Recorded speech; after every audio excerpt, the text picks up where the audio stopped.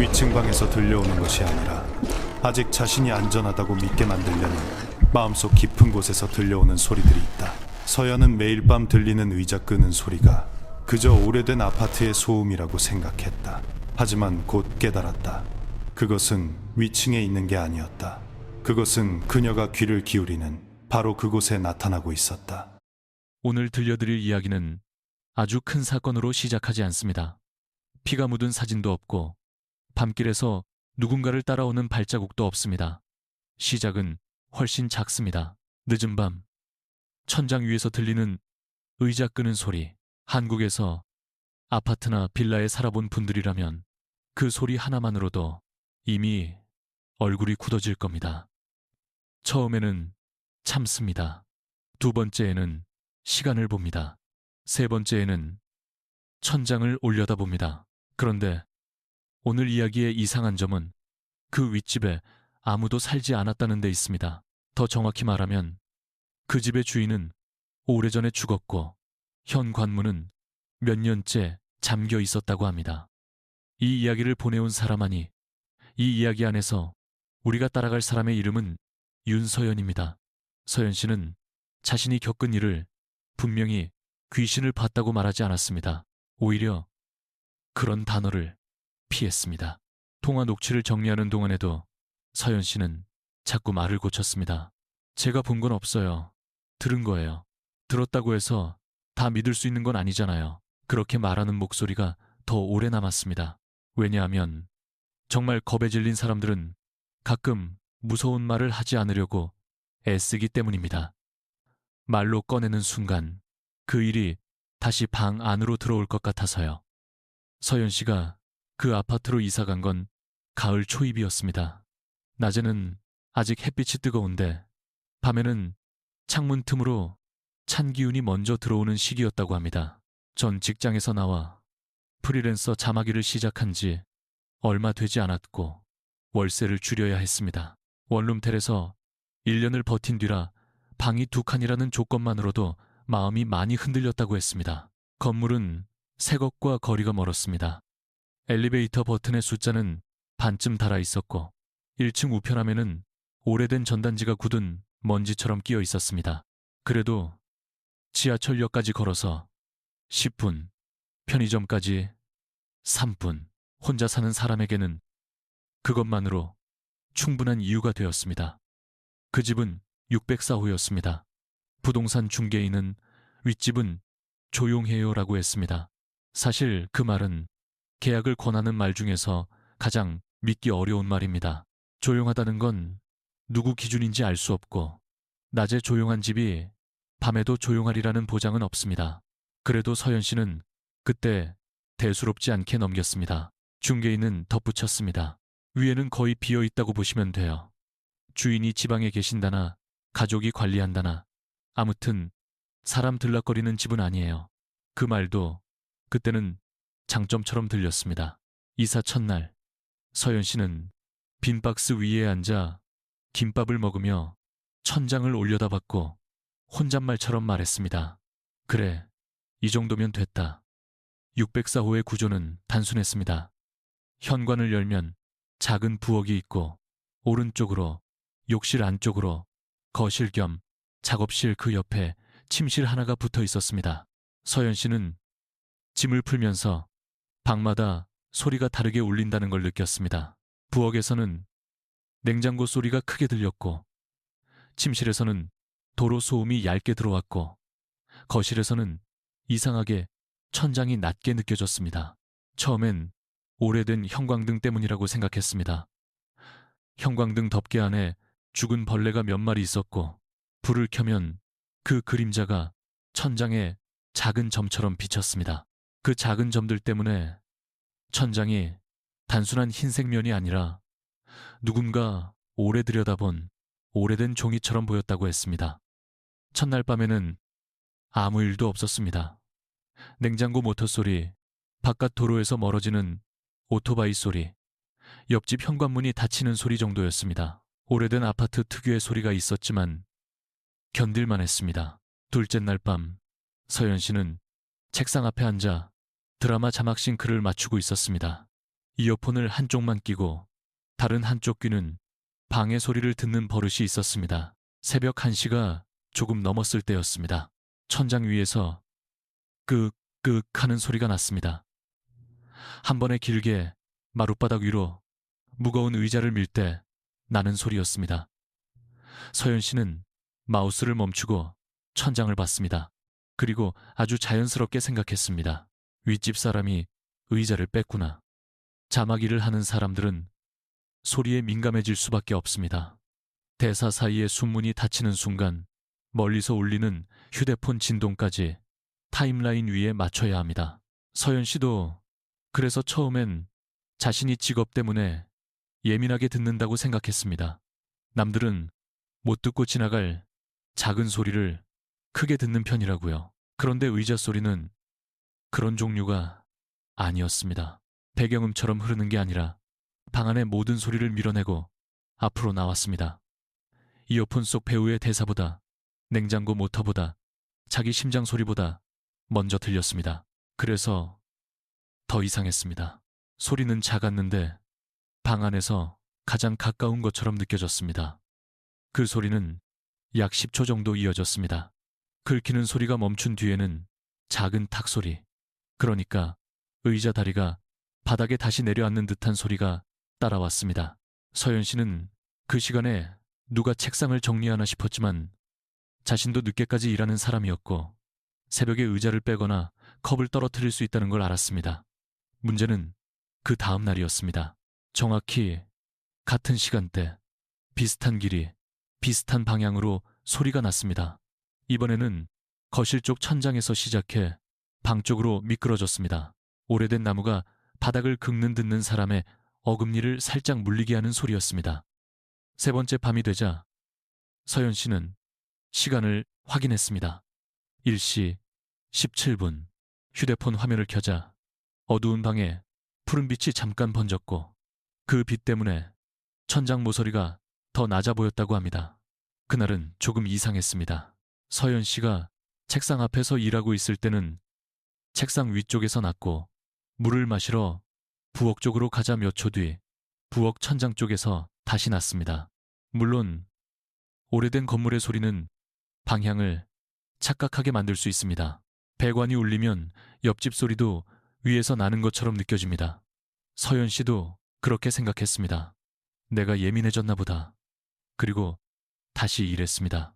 그런데 그날 밤부터 소리는 늘 서연 씨가 있는 곳의 위에서 시작되는 것처럼 들렸습니다. 사람이 혼자 살면 자기 행동을 자꾸 남의 귀로 듣게 됩니다. 서연 씨는 새벽에 의자를 조심히 뺐고 슬리퍼를 끌지 않으려고 걸음을 들어 올렸습니다. 세탁기는 낮에만 돌렸고 화장실 문도 끝까지 잡고 닫았습니다. 이상한 점은 자신이 조심할수록 위에서 나는 소리가 더 선명해졌다는 겁니다. 한 번은 서연 씨가 일부러 불을 모두 끄고 침대에 누워 있었습니다. 잠들지 않고 천장을 보고 있었습니다. 정확히 1시 17분. 이번에는 침대 머리맡 위에서 소리가 났습니다. 끄끄탁. 마치 누군가 의자를 끌어 침대 위에 맞춰놓는 것처럼요. 일주일을 버틴 뒤 서연 씨는 관리사무소에 전화를 했습니다. 전화를 받은 사람은 박 관리소장이었습니다. 목소리는 친절했지만 피곤함이 섞여 있었습니다. 오래된 건물에서 관리 일을 하는 사람들은 대개 두 종류의 소리를 매일 듣습니다. 고장난 설비 소리와 사람들의 불만 소리. 서연 씨가 윗집에서 밤마다 의자 끄는 소리가 난다고 하자 박 소장은 잠깐 말을 멈췄습니다. 그리고 몇 호시죠? 하고 물었습니다. 604호요. 다시 작은 정적이 있었습니다. 그 정적은 너무 짧아서 서연 씨는 그냥 서류를 찾는 시간이라고 생각했습니다. 박 소장은 곧 704호는 지금 공실인데요. 라고 말했습니다. 박 소장은 곧바로 민원 접수장을 꺼내겠다고 했습니다. 하지만 말투에는 이미 결론이 있었습니다. 오래된 건물에서는 비슷한 민원이 많고 대부분은 확실한 해결 없이 사라진다는 결론입니다. 서연 씨는 그 말투를 이해하면서도 서운했다고 했습니다. 자신도 누군가에게 피해를 주기 싫어 조심하며 살고 있었는데 막상 자신이 괴로운 일을 말하자 그 괴로움이 건물의 오래된 문제 목록 중 하나로 밀려나는 느낌이었습니다. 박 소장은 오늘 밤도 그러면 시간 적어두세요라고 했습니다. 그 말은 도움처럼 들렸지만 동시에 오늘 밤도 같은 소리를 들어야 한다는 예고처럼 들렸습니다. 공실이라는 말은 이상하게도 사람을 더 화나게 만들 때가 있습니다. 누가 사는 집이라면 찾아가 부탁할 수라도 있습니다. 그런데 비어 있다면 내가 들은 소리는 어디에 항의해야 하는 걸까요? 서연 씨는 그럼 혹시 위층 말고 옆 라인에서 들리는 걸까요? 라고 물었습니다. 박 소장은 오래된 아파트는 배관 소리가 울린다고 했습니다. 난방 배관, 수도관, 엘리베이터 기계음, 옥상 물탱크 같은 것들이 밤에는 크게 들릴 수 있다고 설명했습니다. 말은 맞았습니다. 설명도 충분히 가능했습니다. 다만 서연 씨는 그 말을 듣는 동안에도 한 가지를 생각했습니다. 배관이 의자를 끄는 소리를 그렇게 정확히 낼 수 있을까? 그날 오후 서연 씨는 일부러 계단으로 올라갔습니다. 7층 복도는 6층보다 조금 더 어두웠습니다. 형광등 하나가 깜빡였고 창문 아래에는 누군가 버린 화분 받침이 놓여 있었습니다. 704호 문 앞에는 우편물이 거의 없었습니다. 오래된 가스점검 안내문 하나가 접착력이 죽은 채 반쯤 떨어져 있었고 문고리에는 먼지가 얇게 앉아 있었습니다. 사람이 사는 집의 문은 아무리 조용해도 흔적이 있습니다. 배달 봉투 냄새, 신발장 먼지, 자석 광고, 도어락 주변의 손때, 704호 문은 그런 것이 없었습니다. 서연 씨는 그 앞에 서서 귀를 기울였습니다. 안에서는 아무 소리도 나지 않았습니다. 그날 밤 소리는 오히려 더 가까웠습니다. 서연 씨는 노트북 녹음 앱을 켜고 책상 위에 휴대폰을 올려두었습니다. 첫 번째 긁힘은 작게 잡혔습니다. 두 번째는 선명했습니다.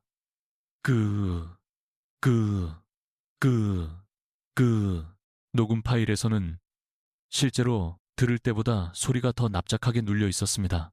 그래도 의자라고밖에 생각되지 않는 마찰음이 있었습니다. 서연 씨는 파일명을 704 노이즈1이라고 저장했습니다. 그때까지만 해도 자신이 증거를 모은다고 생각했습니다. 증거라는 말은 사람을 조금 안심시킵니다. 내가 미친 게 아니라는 표시 같으니까요.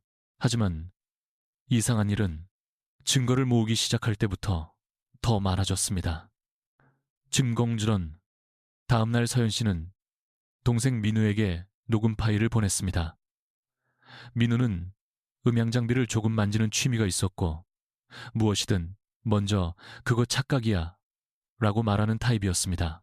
저녁에 전화가 왔습니다. 민우는 웃으면서 누나, 이거 위층 아니고 옆집일 수도 있어 라고 했습니다. 서연 씨가 그렇지 하고 안심하려는 순간 민우가 말을 이었습니다. 근데 이상한 게 하나 있어. 긁히는 소리 밑에 더 낮은 소리가 깔려 있어. 서연 씨는 그게 무슨 말이냐고 물었습니다. 민우는 의자를 끄는 소리랑 비슷한데 아주 멀리서 한 번 더 끌리는 것처럼 겹쳐 있어라고 했습니다.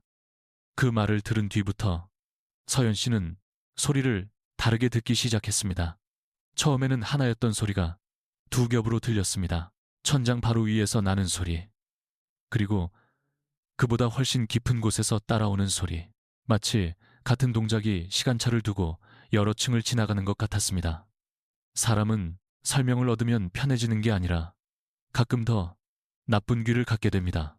전에는 지나쳤을 세탁기, 진동, 엘리베이터, 로프 소리, 냉장고, 떨림까지 모두 어떤 신호처럼 들렸습니다. 서연 씨는 일을 하다가도 자꾸 녹음 버튼을 눌렀고 녹음된 파일을 들으며 자신이 점점 이상해지는 것 같다고 느꼈습니다. 둘째 주 금요일, 처음으로 인터폰이 울렸습니다. 밤 1시 20분이었습니다. 소리가 시작되고 3분쯤 지난 뒤였습니다. 벽에 붙은 낡은 인터폰 화면이 켜지더니 숫자 704가 잠깐 떴습니다. 서연 씨는 그 숫자를 보고 몸이 굳었습니다. 인터폰 벨소리는 아주 짧았습니다. 한 번 딩동. 화면에는 아무 얼굴도 없었습니다. 오래된 흑백 화면에는 복도, 천장 등의 빛만 흐릿하게 번져 있었습니다. 서연 씨는 수화기를 들지 못했습니다. 손을 뻗었다가 멈췄고 화면은 곧 꺼졌습니다. 그 직후 천장 위에서 의자가 한 번 더 끌렸습니다. 이번에는 아주 짧게 누군가 봤지 라고 말하듯이요. 다음 날 아침 서연 씨는 관리사무소로 내려갔습니다. 박 소장은 처음보다 표정이 더 굳어 있었습니다. 인터폰 기록을 확인해달라고 하자 그는 오래된 컴퓨터를 켜고 한참을 클릭했습니다. 기록에는 아무것도 남아있지 않았습니다. 704호에서 604호로 호출한 기록은 없었습니다. 박 소장은 이 기계가 오래돼서 가끔 오작동해요라고 했습니다. 서연 씨는 휴대폰에 적어둔 시간을 보여주었습니다. 1시 20분. 박 소장은 고개를 끄덕였지만 그 끄덕임은 믿는다는 뜻보다 더 묻지 말자는 뜻에 가까웠습니다. 그리고 조용히 말했습니다. 704호 얘기는 다른 세대에는 안 하시는 게 좋아요. 그 한마디가 서연 씨를 더 불편하게 만들었습니다. 다른 세대에는 하지 말라는 말은 이미 다른 세대가 알고 있다는 뜻처럼 들렸기 때문입니다. 그날 낮 서연 씨는 503호 아주머니를 처음 제대로 만났습니다. 분리수거장에서 박스를 접고 있는데 아주머니가 604호 새로 왔죠? 하고 말을 걸었습니다. 서연 씨는 인사를 했고 아주머니는 별말 없이 페트병 라벨을 떼고 있었습니다. 그러다 갑자기 물었습니다. 밤에 잠은 잘 자요? 그 질문이 너무 정확해서 서연 씨는 대답을 늦게 했습니다. 아주머니는 눈을 마주치지 않은 채 말했습니다. 위에서 못 끄는 소리 나죠. 서연 씨는 그 자리에서 거의 숨을 멈췄다고 했습니다. 503호 아주머니는 놀라지도 않았습니다. 그냥 오래된 날씨 이야기를 하듯 말했습니다. 그거 예전부터 그랬어요. 새로 온 사람들은 처음엔 다 윗집인 줄 알아요. 서연 씨가 704호는 빈집 아니냐고 묻자 아주머니는 박스를 하나 더 접었습니다. 그리고 아주 낮은 목소리로 말했습니다. 빈집, 맞아요. 한경숙 씨 죽고 나서 거의 안 열었으니까. 한경숙, 그 이름은 서연 씨가 처음 듣는 이름이었습니다. 아주머니는 더 말하기 싫어하는 사람처럼 입을 다물었지만 서연 씨가 가만히 기다리자 결국 조금씩 이야기를 꺼냈습니다. 한경숙 씨는 704호의 주인이었다고 합니다. 젊었을 때 남편과 함께 그 집을 샀고 남편이 먼저 세상을 떠난 뒤 오래 혼자 살았습니다. 말수가 적고 깔끔한 사람이었으며 특히 밤소리에 민감했다고 했습니다. 복도에 누가 늦게 들어오면 문을 열고 확인했고 엘리베이터 앞에서 아이들이 뛰면 바로 주의를 줬습니다. 그래서 어떤 사람들은 까다롭다고 했고 어떤 사람들은 혼자 살아서 예민해진 거라고 했습니다. 그러나 503호 아주머니는 한경숙 씨를 그렇게 나쁘게 말하지 않았습니다. 그 사람 무서운 사람이 아니라 외로운 사람이었어요. 다만 마지막 몇 달은 좀 이상했지. 마지막 몇 달. 그 말은 서연 씨에게 오래 남았습니다. 아주머니 말에 따르면 한경숙 씨는 어느 날부터 자신도 윗집 소음 때문에 못 살겠다고 했습니다. 문제는 704호가 그 라인의 맨 위층이었다는 겁니다. 옥상 위에 물탱크실이 있기는 했지만 사람이 사는 집은 없었습니다. 한경숙 씨는 관리사무소에 여러 번 전화를 했고 밤마다 천장 위에서 의자를 끈다고 했습니다. 박 소장은 옥상 배관을 확인했지만 별 문제가 없었다고 합니다. 주민들은 한경숙 씨가 나이 들어 착각하는 거라고 수군거렸습니다. 그 말이 가장 쉬웠으니까요. 누군가를 이해하는 것보다 예민하다고 부르는 편이 훨씬 빠릅니다. 한경숙 씨가 죽은 건 겨울이었다고 합니다. 며칠 동안 문합 우유가 그대로 쌓였고 복도에서 이상한 냄새가 나기 시작했습니다. 정확한 사인은 이 이야기에서 확인하지 않습니다. 아주머니도 모른다고 했습니다. 다만 문을 열었을 때 거실 한가운데 의자 하나가 놓여 있었다는 말만 전했습니다. 의자는 식탁 의자였고 천장을 향해 조금 비스듬히 놓여 있었다고 합니다. 그 이야기를 들은 순간 서연 씨는 자신도 모르게 704호 천장을 상상했습니다. 누군가 의자를 끌어다 놓고 그 위에 올라서서 아무도 없는 위쪽을 향해 귀를 대고 있는 모습. 그 상상이 너무 선명해서 낮인데도 손끝이 차가워졌다고 합니다. 여기까지 들으면 여러분은 이미 어떤 결론을 떠올릴지 모릅니다. 죽은 사람이 아직 그 집에 남아있고 밤마다 의자를 끈다. 가장 익숙한 결론입니다. 하지만 서연 씨가 겪은 일은 그렇게 단순하게 흘러가지 않았습니다. 한경숙 씨가 죽은 뒤에도 704호는 잠긴 채 남아있었고 가족들은 집을 팔지 않았습니다. 관리비는 누군가 자동이체로 내고 있었지만 집안을 정리하러 오는 사람은 드물었다고 합니다. 가끔 명절 전후로 중년 남자가 와서 우편물만 가져갔다는 이야기가 있었지만 밤에 머문 적은 없었습니다. 그래서 주민들은 704호를 없는 집처럼 취급했습니다. 그런데 없는 집은 때때로 있는 집보다 더 많은 말을 듣습니다. 서연 씨는 그날 밤 처음으로 704호의 이름을 알고 천장을 올려다봤습니다. 이름을 알게 되면 공포는 모양을 얻습니다. 전에는 그냥 윗집, 그냥 소음, 그냥 낡은 건물의 문제였는데 이제는 한경숙이라는 사람이 생겼습니다. 서연 씨는 불을 켜둔 채 일을 했습니다. 1시 17분이 되기 전에 녹음 앱을 켜고 책상 위에는 컵을 치워두었습니다. 소리는 1시 18분에 났습니다. 평소보다 1분 늦었습니다. 그 사소한 차이가 더 싫었다고 합니다. 마치 누군가 자신이 기다리는 걸 알고 일부러 시간을 바꾼 것처럼 느껴졌기 때문입니다. 그날 녹음에는 전보다 더 많은 것이 들어있었습니다. 처음에는 긴 긁힘, 그 다음 짧은 탁 소리, 그리고 아주 작은 숨소리 같은 것이 있었습니다. 서연 씨는 그것이 자신의 숨인지 확인하려고 녹음 당시를 떠올렸습니다. 그때 자신은 숨을 참고 있었다고 합니다. 물론 기억은 쉽게 바뀝니다. 공포가 들어간 기억은 더 그렇습니다. 그래도 서연 씨는 그 파일을 지우지 못했습니다. 다음 날 민우에게 다시 보냈고 민우는 이번에는 장난을 치지 않았습니다. 누나 파일 원본 그대로 놔둬. 편집하지 말고. 그 말투가 너무 진지해서 서연 씨는 처음으로 동생에게 와달라고 부탁했습니다. 민우가 온 날은 비가 왔습니다. 비 오는 날 오래된 아파트 복도는 냄새가 더 진합니다.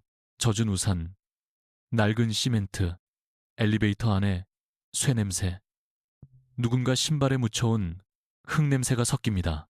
민우는 방에 들어오자마자 천장을 두드려 받고 창문을 열어 바깥 소리를 확인했고 환풍기와 보일러를 껐다 켰습니다. 누나, 이런 데는 소리가 이상하게 울려. 위에서 나는 것 같아도 사실은 옆이거나 아래야. 서연 씨는 고개를 끄덕였습니다. 그렇게 말해주기를 바랐습니다. 누군가 확실하게 평범한 설명을 해주면 그 설명을 붙잡고 잘 수 있을 것 같았습니다. 두 사람은 거실 불을 켜둔 채 기다렸습니다. 1시 10분, 1시 15분, 1시 17분. 처음에는 아무 소리도 나지 않았습니다. 민우는 오늘은 안 나네라고 말했고 그 말이 끝나는 순간 부엌 천장 쪽에서 길게 긁는 소리가 났습니다. 민우는 바로 입을 다물었습니다. 소리는 서연 씨가 들었던 것보다 낮고 무거웠습니다. 단순히 의자를 빼는 소리가 아니라 오래 한자리에 눌려있던 물건을 억지로 떼어내는 소리 같았습니다. 민우는 휴대폰을 들고 부엌으로 갔습니다. 그러자 소리는 거실 쪽으로 옮겨왔습니다. 두 사람은 서로를 봤습니다. 그때 처음으로 서연 씨는 자신만 이상한 게 아니라는 안도감과 이제 정말 이상하다는 공포를 동시에 느꼈습니다. 민우는 다음 날 관리사무소에 같이 갔습니다. 박 소장은 두 사람이 녹음 파일을 들려주자 한참 말이 없었습니다. 파일 속 소리가 스피커에서 흘러나오는 동안 관리사무소 안에 공기까지 작아지는 것 같았다고 합니다. 박 소장은 결국 위에 올라가 보시죠 라고 했습니다. 평일 낮이었고 그는 마스터키 꾸러미를 들었습니다. 하지만 704호 앞에 도착하자 박 소장은 바로 문을 열지 않았습니다. 초인종을 한 번 눌렀습니다. 아무도 없는 집에 초인종을 누르는 행동은 이상하게 예의처럼 보였습니다. 그리고 그 예의 때문에 더 불편했습니다. 누군가 정말 안에서 듣고 있을지도 모른다는 생각이 들었으니까요. 704호 문은 쉽게 열리지 않았습니다. 도어락 배터리가 거의 죽어 있었고 보조키도 뻑뻑했습니다. 박 소장은 투덜거리며 열쇠를 돌렸습니다. 문이 열리는 순간 오래 닫혀있던 집 냄새가 복도로 흘러나왔습니다. 먼지 마른 장판, 오래된 나무가 가진 약간 단 냄새, 그리고 아무도 살지 않는 집에서만 나는 공기. 서연 씨는 현관 바닥을 먼저 봤습니다. 신발은 없었습니다. 실내와 한 켤레가 신발장 아래에 밀려 있었지만 먼지가 고르게 덮여 있었습니다. 거실은 비어 있지 않았습니다.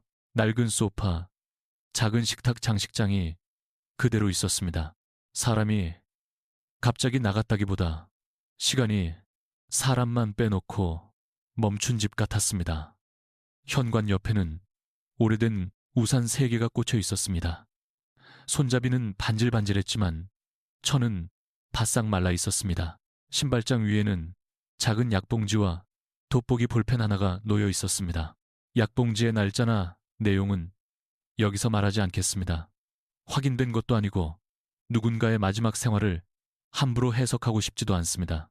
다만 서연 씨는 그 물건들이 너무 생활적이라서 오히려 무서웠다고 했습니다. 괴담 속 집이라면 부적이나 이상한 그림이 있어야 할 것 같지만 실제로 사람을 멈추게 하는 건 그런 물건이 아닙니다.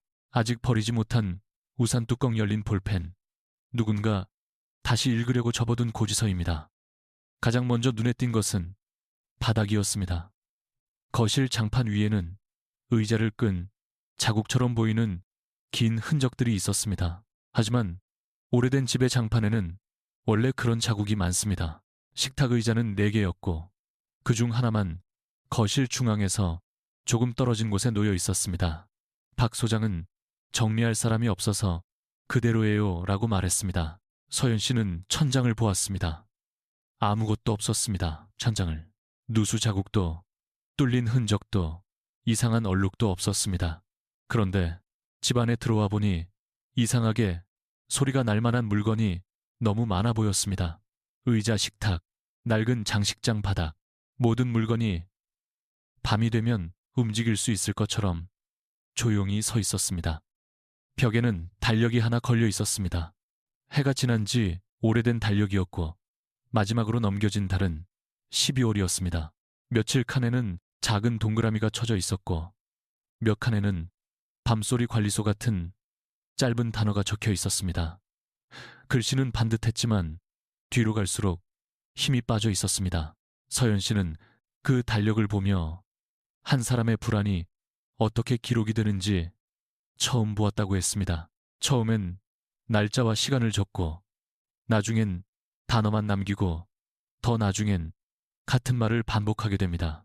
기록은 증거가 되려고 시작하지만 아무도 믿어주지 않으면 결국 자기 자신을 붙잡는 손잡이가 됩니다. 민우는 창문과 베란다를 확인했습니다. 누군가 드나든 흔적은 없었습니다. 먼지는 끊기지 않았고 베란다 창틀에는 죽은 벌레가 말라붙어 있었습니다. 박 소장은 보셨죠? 아무도 없어요 라고 했습니다. 말은 맞았습니다. 아무도 없었습니다. 그런데 그 집을 나서려는 순간 서연 씨는 거실 식탁 아래에서 작은 종이 조각을 봤습니다. 오래된 관리비 고지서 뒷면이었습니다. 거기에는 삐뚤삐뚤한 글씨로 같은 문장이 여러 번 적혀 있었습니다. 위에서 끌지 마세요. 한 번이 아니라 여러 번. 위에서 끌지 마세요. 위에서 끌지 마세요. 박 소장은 그 종이를 보자마자 얼굴이 굳었습니다. 서연 씨가 그 종이를 가져가도 되냐고 묻자 박 소장은 곤란하다는 듯 고개를 저었습니다. 유족 물건이라서요. 그는 종이를 다시 식탁 위에 올려놓았습니다. 하지만 이미 본 뒤였습니다. 한경숙 씨는 죽기 전까지 같은 말을 적고 있었습니다. 위에서 끌지 마세요. 그런데 그녀 위에는 사람이 살지 않았습니다. 그날 서연 씨는 집으로 돌아와 한동안 말을 하지 못했습니다. 민우는 누나, 이건 좀 이상하다 라고 인정했습니다. 그 인정은 위로가 되지 않았습니다.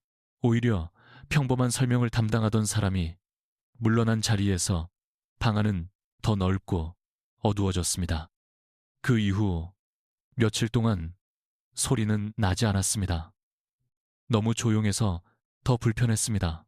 서연 씨는 그 조용함을 믿지 못했습니다. 밤마다 1시 17분이 되면 몸이 먼저 긴장했고 귀가 천장을 향해 열렸습니다. 아무 소리도 안 날 때도 심장은 빠르게 뛰었습니다. 일을 하다 실수도 늘었습니다. 자막 한 줄을 놓치고 파일명을 잘못 저장하고 의뢰처 메시지에 답장을 늦게 했습니다. 프리랜서에게 그런 작은 실수는 돈과 바로 연결됩니다. 공포는 꼭 비명을 지르게 하지 않습니다. 가끔은 사람을 아주 천천히 가난하게 만들고 잠을 줄이고 낮의 판단력을 빼앗습니다. 서연 씨는 그것이 가장 서럽다고 했습니다. 서연 씨는 그때부터 집안에 작은 규칙을 만들었습니다. 의자는 반드시 러그 위에 놓기, 새벽 1시 이후에는 부엌에 가지 않기, 인터폰 화면이 켜져도 바로 보지 않기, 녹음은 한 번만 확인하고 반복해서 듣지 않기. 이런 규칙들은 미신처럼 보일 수 있지만 사실 혼자 사는 사람이 불안을 관리하는 방식에 가깝습니다. 문제는 규칙이 늘어난다는 데 있습니다. 처음에는 잠을 자기 위한 규칙이었는데 어느 순간 방 안에서 움직이기 위한 허가서처럼 변했습니다. 서연 씨는 자기 집에서조차 먼저 허락을 구하는 사람처럼 조심스럽게 걸었습니다. 다시 소리가 난 것은 닷새째 밤이었습니다. 이번에는 천장이 아니었습니다. 바닥에서 났습니다. 침대에 누워있던 서연 씨는 처음엔 잘못 들었다고 생각했습니다. 아래층에서 올라오는 소리일 수 있습니다. 504호일 수도 있고 503호일 수도 있습니다.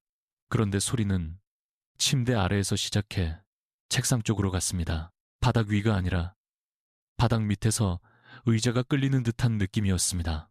그 순간 서연 씨는 한경숙 씨가 쓴 문장을 떠올렸습니다. 위에서 끌지 마세요. 위에서 끌지 마세요. 위에서 끌지 마세요. 만약 한경숙 씨가 들었던 소리가 위에서가 아니라 그녀의 방 전체를 둘러싼 어딘가에서 난 거라면, 만약 그 소리가 듣는 사람의 기준에 맞춰 방향을 바꾼다면, 서연 씨는 벌떡 일어나 거실로 나왔습니다. 거실 불을 켜자 소리는 멈췄습니다. 벽시계는 1시 22분을 가리키고 있었습니다. 그때 인터폰 화면이 다시 켜졌습니다. 이번에는 번호가 뜨지 않았습니다. 화면에는 복도 바닥이 보였습니다. 낮은 각도였습니다. 원래 인터폰 카메라는 사람 얼굴 높이에 있어야 합니다. 그런데 화면은 마치 누군가 현관문 밖 바닥에 엎드려 복도를 보고 있는 것처럼 낮았습니다. 서연 씨는 숨을 삼켰습니다. 화면 한쪽에서 무언가가 천천히 지나갔습니다. 다리였습니다. 사람 다리인지 의자 다리인지 구분되지 않을 만큼 가늘고 어두운 두 개의 선이 복도 끝으로 미끄러졌습니다. 그날 이후 서연 씨는 집에 혼자 있지 못했습니다. 낮에는 카페에서 일했고 밤에는 일부러 늦게까지 24시간 스터디 카페에 있었습니다. 새벽 2시가 지나 집에 들어가면 소리를 피할 수 있을 거라고 생각했습니다. 그런데 첫날은 성공했지만 둘째 날에는 현관문을 여는 순간 천장 위에서 의자가 끌렸습니다. 시간은 2시 11분이었습니다. 소리가 시간을 기다린 게 아니라 사람을 기다린 것 같았습니다. 그때부터 서연 씨는 집을 집으로 느끼지 못했습니다. 방은 잠을 자는 곳이 아니라 누군가 자신을 다시 들여놓기 위해 비워둔 칸처럼 보였습니다. 민우는 누나에게 당장 이사 나오라고 했습니다. 하지만 이사는 말처럼 쉽지 않습니다. 보증금 계약 기간, 다음 집, 짐, 돈, 일, 현실은 늘 공포보다 복잡한 표정을 하고 있습니다. 서연 씨는 박 소장에게 계약 해지를 물었지만 집주인 쪽과 이야기해야 한다는 답을 들었습니다. 여기서 또 하나의 이상한 점이 나왔습니다. 604호의 집주인은 다른 사람이었지만 704호 한경숙 씨와 오래전 친분이 있었다고 합니다. 같은 시기에 입주했고 서로 집을 드나들던 사이라는 말이 있었습니다. 서연 씨에게 중요한 건 그 친분이 아니라 왜 604호 이전 세입자 이야기를 아무도 먼저 하지 않았느냐는 것이었습니다. 부동산에 연락해 이전 세입자가 왜 나갔는지 묻자 중개인은 개인 사정이라고만 했습니다. 하지만 503호 아주머니는 조금 다른 말을 했습니다. 그 총각도 밤에 못 잤어. 총각이라고 불린 이전 세입자는 택배기사 일을 했고 낮에는 거의 자야 했습니다. 그런데 위에서 의자 끄는 소리가 난다며 몇 번 관리사무소에 찾아갔고 결국 계약 기간을 다 채우지 않고 나갔다고 합니다. 그가 떠난 날 복도에 작은 스툴 하나를 버리고 갔습니다. 아주머니는 이상하게 그걸 기억했습니다. 의자 같은 건 보기 싫다면서 버리고 가더라고. 서연 씨는 그 말을 듣고 자기 방을 돌아봤습니다. 이전 세입자가 남긴 자국이 있는지 바닥을 처음부터 다시 보기 시작했습니다. 그 이전 세입자에게 남아있던 흔적은 거의 없었습니다. 우편함에는 이름이 지워진 스티커 자국만 있었고 현관 안쪽에는 이사할 때 긁힌 듯한 흠집이 하나 있었습니다. 그런데 신발장 뒤쪽에서 작은 택배 송장 조각이 나왔습니다. 이름은 찢겨 있었고 주소의 끝자리만 보였습니다. 604. 서연 씨는 그 종이를 버리려다 멈췄습니다. 종이 뒷면에 볼펜으로 아주 작게 오늘은 안 끌었음이라고 적혀 있었기 때문입니다. 누가 쓴 것인지 확인할 수 없습니다. 이전 세입자일 수도 있고 전혀 다른 메모일 수도 있습니다. 하지만 서연 씨는 그 짧은 문장을 보고 자신보다 먼저 누군가도 날짜별로 밤을 새고 있었다는 걸 알았습니다. 604호 바닥에는 책상 다리 자국이 몇 군데 남아 있었습니다. 서연 씨가 가져온 책상 위치와는 맞지 않았습니다. 특히 침대와 창문 사이 사람이 굳이 의자를 둘 필요 없는 좁은 공간에 4개의 눌린 자국이 있었습니다. 오래된 장판이라 우연일 수도 있습니다. 하지만 그 4점은 이상할 만큼 정확히 의자 다리 간격이었습니다. 서연 씨는 그 위에 자신의 식탁 의자를 놓아봤습니다. 거의 맞았습니다. 그 순간 위에서 짧게 탁 소리가 났습니다. 서연 씨는 의자에서 손을 뗐습니다. 그리고 처음으로 소리내어 말했습니다. 왜요? 마 있어라. 그 말이 너무 작아서 자신도 놀랐다고 합니다. 누구에게 묻는지도 알 수 없었습니다. 답은 오지 않았습니다. 대신 그날 밤 꿈을 꿨습니다. 꿈속에서 서연 씨는 704호 거실에 있었습니다. 한경숙 씨를 본 것은 아닙니다. 사람은 없었습니다. 다만 거실 중앙에 의자 하나가 있었고 의자 위에는 작은 라디오가 놓여 있었습니다. 라디오에서는 지지직거리는 잡음 속에 어떤 여자의 목소리가 아주 낮게 흘러나왔습니다. 아래가 아니야. 서연 씨는 꿈속에서 그 말을 알아듣지 못하고 라디오를 들어 올렸습니다. 그러자 천장 위에서 누군가 의자를 끌었습니다. 꿈에서 깼을 때 실제 방 안에서도 같은 소리가 나고 있었습니다. 서연 씨는 자신이 어디서부터 꿈을 꿨고 어디서부터 깼는지 구분할 수 없었습니다. 이야기가 여기까지 오면 우리는 질문을 조금 바꿔야 합니다. 처음 질문은 빈 윗집에서 누가 의자를 끌었나였습니다. 하지만 이제 질문은 더 이상 위층 하나에 머물지 않습니다. 한경숙 씨도 위에서 소리를 들었습니다. 이전 세입자도 들었습니다. 서연 씨는 천장뿐 아니라 바닥에서도 들었습니다. 그렇다면 이 소리는 특정한 한 사람이 내는 소리일까요? 아니면 그 라인에 사는 사람들이 차례대로 떠안는 어떤 기억일까요? 오래된 건물은 사람보다 오래 삽니다. 사람들의 싸움, 외로움, 화해하지 못한 말, 방치된 고장, 밀린 고지서가 층층이 쌓입니다. 그리고 때로는 그 중 하나가 소리의 모양으로 돌아옵니다. 서연 씨는 마지막으로 한 번 더 확인하기로 했습니다. 이번에는 박 소장, 민우, 그리고 503호 아주머니까지 같이 있었습니다. 날짜는 토요일 밤이었습니다. 네 사람은 6층 복도와 7층 복도에 나뉘어 서기로 했습니다. 민우는 604호 안에, 서연 씨와 박 소장은 704호 앞에, 503호 아주머니는 자기 집 문틈에서 복도 소리를 듣기로 했습니다. 이런 계획은 사실 어설픕니다. 무서운 일이 사람들의 계획에 맞춰 움직여줄 이유가 없으니까요.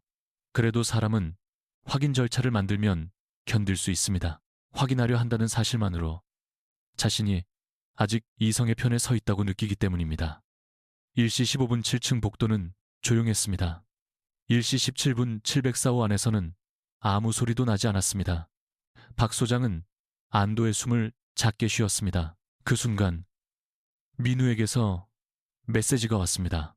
누나, 지금 천장 위에서나. 서연 씨는 휴대폰 화면을 보고 얼어붙었습니다. 그녀와 박 소장은 704호 문 바로 앞에 서 있었습니다. 안에서는 아무 소리도 나지 않았습니다. 그런데 604호 안의 민우는 천장 위에서 의자 소리를 듣고 있었습니다. 박 소장은 문에 귀를 댔습니다. 복도 센서 등이 꺼졌습니다. 어둠 속에서 이번에는 704호 안쪽이 아니라 서연 씨 발밑에서 긴 긁힘이 올라왔습니다. 그 순간 박 소장의 무전기가 짧게 잡음을 냈습니다. 관리사무소와 연결해둔 낡은 무전기였는데 평소에는 거의 쓰지 않는다고 했습니다. 박 소장의 무전기였는데, 낡은 무전기였는데 잡음 속에서 누군가 말하는 것 같은 소리가 섞였습니다. 분명한 문장은 아니었습니다. 서연 씨는 나중에 그 부분을 여러 번 떠올렸지만 특정한 말이라고 단정하지 않았습니다. 다만 박 소장이 무전기를 급히 껐다는 사실만 기억했습니다. 민우는 아래에서 전화를 걸어왔고 휴대폰 스피커 너머로도 긁는 소리가 희미하게 들렸습니다. 한 공간에서 듣는 소리와 전화기 너머에서 들리는 소리가 겹치자 서연 씨는 자신들이 같은 건물 안에 있으면서도 서로 다른 밤에 서 있는 것 같았다고 했습니다. 그 소리는 복도 바닥을 따라 지나갔습니다. 말이 이상하지만 서연 씨는 그렇게 표현했습니다. 소리가 공간을 이동했습니다. 704호 문 안에서 나온 것도 아니고 604호 천장에서만 난 것도 아니었습니다. 복도 바닥 아래 벽 속 계단참 쪽을 타고 아주 천천히 지나갔습니다. 탁.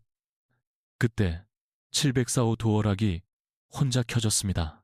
숫자판에 푸른빛이 들어왔고 아무도 누르지 않았는데 704 자리 주변이 차례로 반짝였습니다. 박 소장은 뒤로 한 걸음 물러났습니다. 그는 그날 처음으로 이건 제가 설명을 못하겠네요 라고 말했습니다. 민우는 604호 안에서 다른 것을 봤습니다. 천장 모서리, 그러니까 거실과 부엌이 만나는 곳에 손바닥만 한 어두운 얼룩이 잠깐 번졌다고 했습니다. 물샌 자국처럼 보였는데 몇 초 뒤 사라졌습니다. 그리고 인터폰 화면이 켜졌습니다. 이번에도 호출 기록은 남지 않았습니다. 화면에는 7층 복도가 보였습니다. 서연 씨와 박 소장이 704호 앞에 서 있는 모습이 보였는데 이상하게도 화면 속 두 사람 뒤에 의자 하나가 있었습니다. 실제 복도에는 그런 것이 없었습니다. 민우는 휴대폰으로 화면을 찍으려 했지만 카메라를 켜는 순간 인터폰 화면이 꺼졌다고 합니다. 증거는 늘 조금 늦게 손에 들어옵니다. 아니, 이런 이야기에서는 거의 들어오지 않습니다. 503호 아주머니는 그날 밤 이후 서연 씨에게 한 가지를 더 말해주었습니다. 한경숙 씨가 죽기 전 자기 집 문 앞에 와서 한밤중에 이런 말을 한 적이 있다고 합니다. 나만 들은 게 아니죠. 아래도 들었죠. 아주머니는 그때 대답하지 못했습니다. 사실은 자신도 가끔 들었다고 합니다. 하지만 503호는 바로 아래층이 아니라 비스듬히 아래라서 자기 일은 아니라고 생각했습니다. 그리고 무슨 말을 해도 한경숙 씨의 상태가 나아지지 않을 것 같아 모른 척했습니다. 아주머니는 그 기억을 말하며 손등을 오래 문질렀습니다. 그때 한마디라도 같이 들어봤다고 했으면 그 사람이 덜 외로웠을까. 아주머니가 기억하는 한경숙 씨의 마지막 모습은 무섭다기보다 초라했습니다. 머리는 제대로 빗지 못했고 겨울 코트 위에 얇은 앞치마를 두르고 있었다고 합니다. 손에는 접힌 종이가 여러 장 있었는데 모두 민원 내용을 적은 것 같았습니다. 한경숙 씨는 그것을 관리소에 가져가려다 말고 503호 앞에서 오래 서 있었습니다. 아주머니가 문을 조금 열자 한경숙 씨는 대뜸 의자를 끌면 누가 일어나요? 라고 말했다고 합니다. 그 말의 뜻을 아주머니는 끝내 묻지 못했습니다. 그때는 이상한 소리라고만 생각했습니다. 시간이 지난 뒤에야 그 문장이 자꾸 돌아와 밤마다 자기 귀에도 다시 들렸다고 했습니다. 공포 이야기에서 죄책감은 자주 늦게 도착합니다. 사건이 끝난 뒤, 사람이 떠난 뒤, 문이 잠긴 뒤에야 자신이 할 수 있었던 작은 말들이 생각납니다. 서연 씨는 그때 한경숙 씨가 무서운 존재가 아니라 끝까지 아무도 믿어주지 않은 사람일지도 모른다고 느꼈습니다. 그렇다고 해서 소리가 덜 무서워진 것은 아닙니다. 오히려 더 무서워졌습니다. 원함보다 외로움이 오래 남을 때가 있으니까요.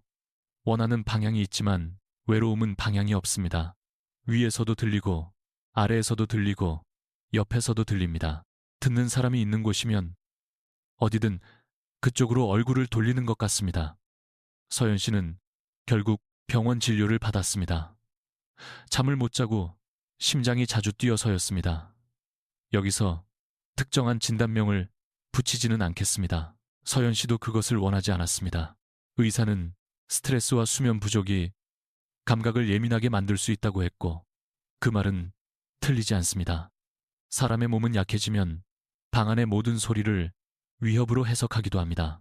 하지만 그 설명이 503호 아주머니의 기억이나 민우의 녹음까지 없애주지는 못했습니다. 서연 씨는 약을 받아 나오는 길에 자신이 정상인지 비정상인지보다 언제 다시 조용한 방을 믿을 수 있을지가 더 궁금했다고 했습니다. 이사를 결정한 뒤에도 문제는 남았습니다. 계약 해지 협의는 느렸고 짐을 싸는 일은 생각보다 고통스러웠습니다. 물건마다 그 집에서 보낸 밤이 묻어 있었습니다. 책상 의자를 들 때는 손이 떨렸고 침대 프레임을 분해할 때는 바닥을 자꾸 확인했습니다. 이삿짐 센터 직원이 의자 다리는 분리할까요? 라고 물었을 때 서연 씨는 대답을 못했습니다. 너무 평범한 질문이었는데 그 평범함이 갑자기 무너졌습니다. 결국 민우가 대신 대답했습니다. 네, 분리해주세요. 그날 낮에는 아무 소리도 나지 않았습니다. 집은 마치 억울하다는 듯 아주 평범했습니다. 짐을 싸는 동안 서연 씨는 한 번도 7층에 올라가지 않았습니다. 그래도 엘리베이터가 7층에서 멈출 때마다 문틈을 보게 됐습니다. 누가 타는지 확인하려는 게 아니었습니다.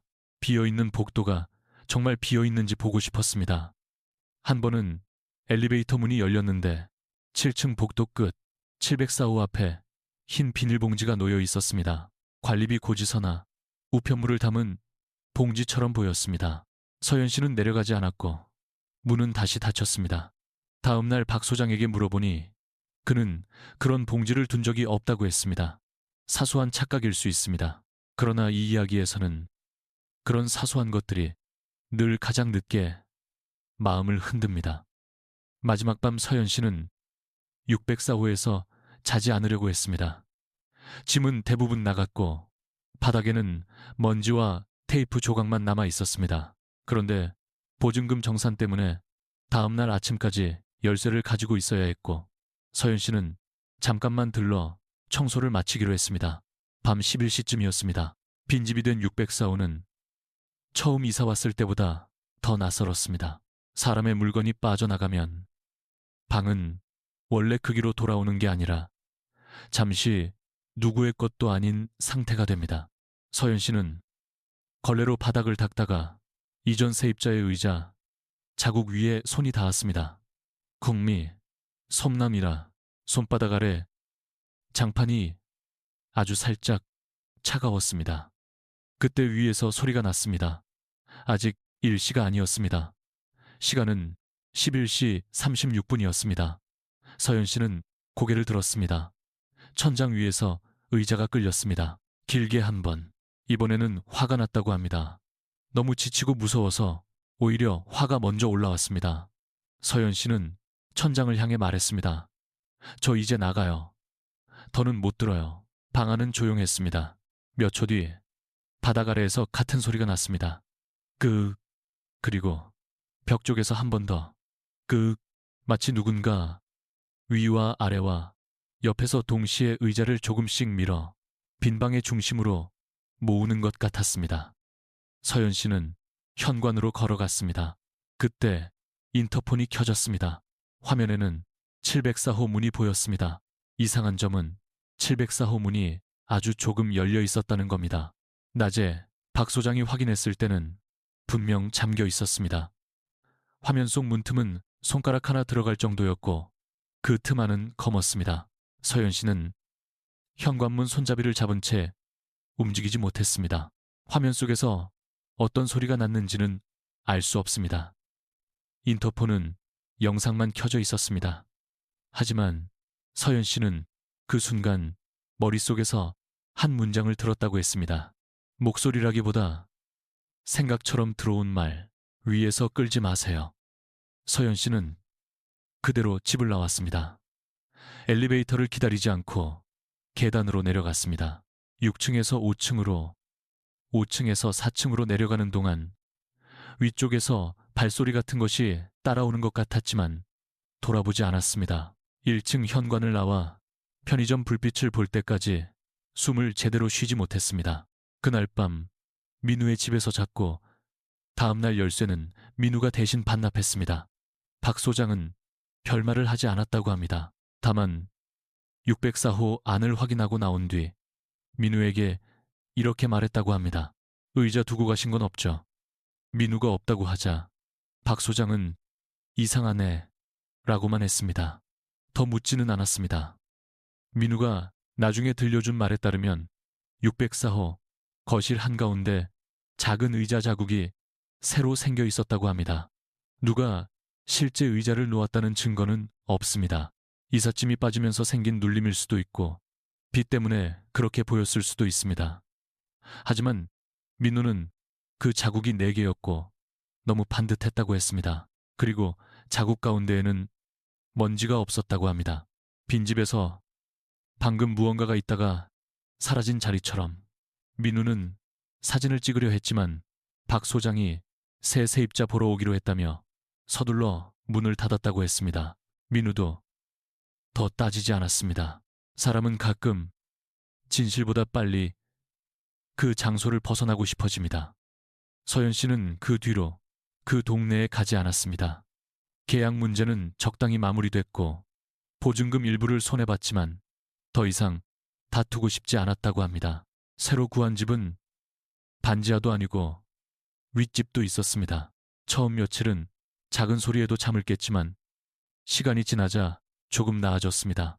그런데 완전히 사라지지 않은 습관이 하나 있습니다. 서연 씨는 지금도 새벽에 의자를 뺄 때 반드시 들어올립니다. 바닥에 끌지 않습니다. 친구 집에 가도, 카페에 가도, 식당에 가도 의자가 바닥을 긁으면 몸이 먼저 굳습니다. 사람은 어떤 집에서 나온 뒤에도 그 집의 규칙 하나쯤을 몸에 붙이고 나옵니다. 민우도 변한 점이 있었습니다. 예전에는 가족 단체방에 이상한 링크가 올라오면 제일 먼저 장난스럽게 반박하던 사람이었습니다. 그런데 그 일을 겪은 뒤에는 누군가 이상한 소리를 들었다고 말할 때 바로 웃지 않게 됐다고 합니다. 믿는다는 뜻은 아닙니다. 다만 사람의 말을 끝까지 듣는 쪽으로 바뀌었습니다. 민우는 한동안 자신이 녹음했던 파일을 보관하다가 어느 날 외장하드에서 지웠습니다. 이유를 묻자 그는 계속 갖고 있으면 내가 그 소리를 필요로 하는 사람처럼 될까봐 라고 했습니다. 증거를 남기고 싶은 마음과 증거가 자기 방을 따라오지 않았으면 하는 마음은 늘 같은 사람 안에 같이 있습니다.